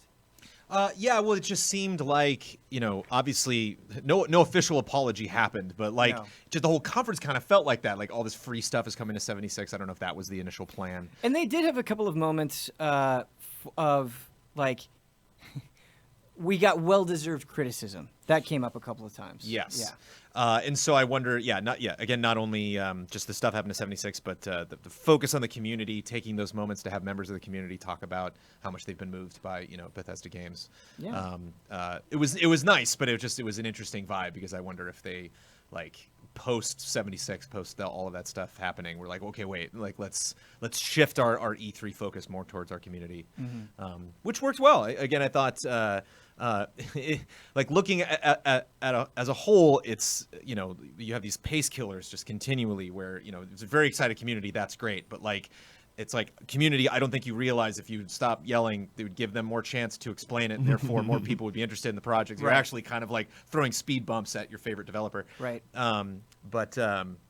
You could definitely feel the passion, and I just think I just remember last year with their weird like 50-50 stage that they had. It seemed like, you know, having people up on stage with like the video going behind them, and as opposed to last year, they really just seemed kind of shoved out and like, oh hi, I work on Legends, you know, joke that Right. didn't land. Thanks. We still had everybody. a bad Legends thing though. The coffee shop ad. Oh yeah, but that was a pre-edited bad thing. Yeah, that was my unsweetest moment. Yeah. Unfortunately. Yeah, we did have a sweetest moment, and that was Ghostwire. Ghostwire Tokyo. Yeah. Is there anything else on the internet? Scrounging for any bits. I'm sure you'll find out of soon. info. Give Yeah, me morsels. Like, I don't think it's bad for them to come out and talk about some things, but they just had too much coming out and talking. Like, for things that they didn't really need, like they could have just rolled a couple of videos back to back and gotten through some of those lighter announcements. Yeah. Especially for games that are already out. Yeah, or done I guess maybe just a slightly more thorough explanation of some brand new things. Yeah. Like I do think Commander Keen, for example, could have stood with it for a few more sentences. Well, that's the kind of thing. It's like they brought people out for Commander Keen, but the people didn't really explain much about what it was. Right. Oh, so Ikumi Nakamura did art for Okami, Bayonetta, and Evil Within, creative director of Ghostwire. Pretty Nice. sweet. And that's the guy who came out on stage. Yeah. Said hello. Yeah. She had a really great energy. 'Cause that's the trick, you know. Sometimes it works, and like you never really know if you're producing a show. And I'm just writing names on a list of just who's going to come out. It's like I don't know which one of these is going to be really great. I thought actually the guy on our left, stage right, that was talking about 76 had a really great attitude. He was the guy when they first started that was like, yeah, you know, like that got a big laugh. Like, Yeah. So sometimes it works, you know, like when you have these people, and I can see, you know, it's kind of like we feel about online. It's like, man, nothing I saw today is going to make me like run home tonight and play online. But I'm happy that they're proud about these games. You know, it's just tough to balance that live. To have people who do not spend most of the year on stage talking to people, you almost get like that was almost universal. This like, whoa, like they all came out and you see the crowd, and it's like, yeah, I only saw half of this last year because the other half was behind me. So like, whoa, forgot how big these crowds could get. Yeah, I'm sure it's. How much of Wolfenstein gameplay have we seen? It feels almost Youngblood. Feels almost strange that something coming out that soon doesn't have a gameplay demo. A gameplay demo? What do you mean? Wolfenstein Youngblood, like it's coming out in July, but we had like a trailer Yeah. with gameplay in it, but we didn't really have like a demo for them like actually like doing co-op. Oh, well, like what Doom sure. got. Yeah. We saw a ton of shooting, Yeah. which was amazing. But yeah, I do want to see stealth. I have to wonder if maybe the difference there is Youngblood is going very, very hard on story, and they want to keep that pretty close to the chest, and so it's hard for them to maybe find a big slice where you're not getting spoiled on something. Whereas Doom, I think it might be a little bit easier to be like, here's an arena of demons, go. I'm sure it's not impossible, but I wonder if that's something that came up with Sure. Wolfenstein, just because it is so story heavy. That's but yeah, July, right? that's July. Yes. Soon. Won't need a demo because we're going to be playing it. But yeah, that was a full day of E3. Woo! Yeah, hats off to all the allies. And thank you all if you're still watching us, or if you, I guess, are not watching us anymore but join us at any point. Thank you. We appreciate you spending E3 with us. We've got another full day tomorrow. The fullest. We got Ubisoft. We got Square Enix. Who else do we got? PC gaming. PC, that's right. Kind of funny Kind of funny show. And a special episode live of the Easy Allies podcast to cap it Yeah. all off. Nice. That'll be hosted by Mr. Kyle Bossman himself. And yeah, if you want to check out our schedule, go to easyallies.com. We have everything listed there. It's a lot to keep track of, so please go there. It's a valuable tool to list everything in your time zone. And if you want more of us, the best place to go is patreon.com/easyallies. We have descriptions on shows, what we're offering, what we're all about, and you can get a really good sense of who we are if you're joining us for the first time. Thank you to Michael Huber, Daniel Bloodworth, Brandon Jones, Ian in the control room there. I believe that is Brad in the stream room, and Kyle should be in there. Kyle, let's Kyle. Kyle's in the building. I couldn't tell because he Super had his hood up. casual Kyle way in the There's a back. hood. It's Kyle. Yeah. Casual. Don might Kyle- also be around. You never know what Yeah. Don's up Thank to. you, Don. Kyle Thank looks you, like Damiani. he's playing Thank you, Elder Scrolls Legends there. I was ready. I was ready to download something. I thought nothing. Highly no doubtful. mobile stuff shadow dropped. Nope. Keen was rough. Is that 2020?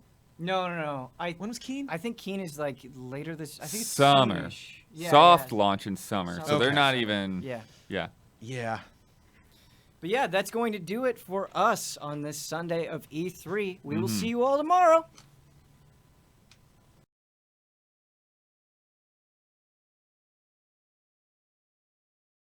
/EasyAllies to see how you can help us keep doing what we do. At various levels of support, you can participate in the live and pre-recorded content we create, or get our podcasts a few days early. For just $1 a month, you gain access to exclusive shows, spoiler-filled discussions, and weekly business updates. You can also visit EasyAllies.com to see our schedule in your time zone.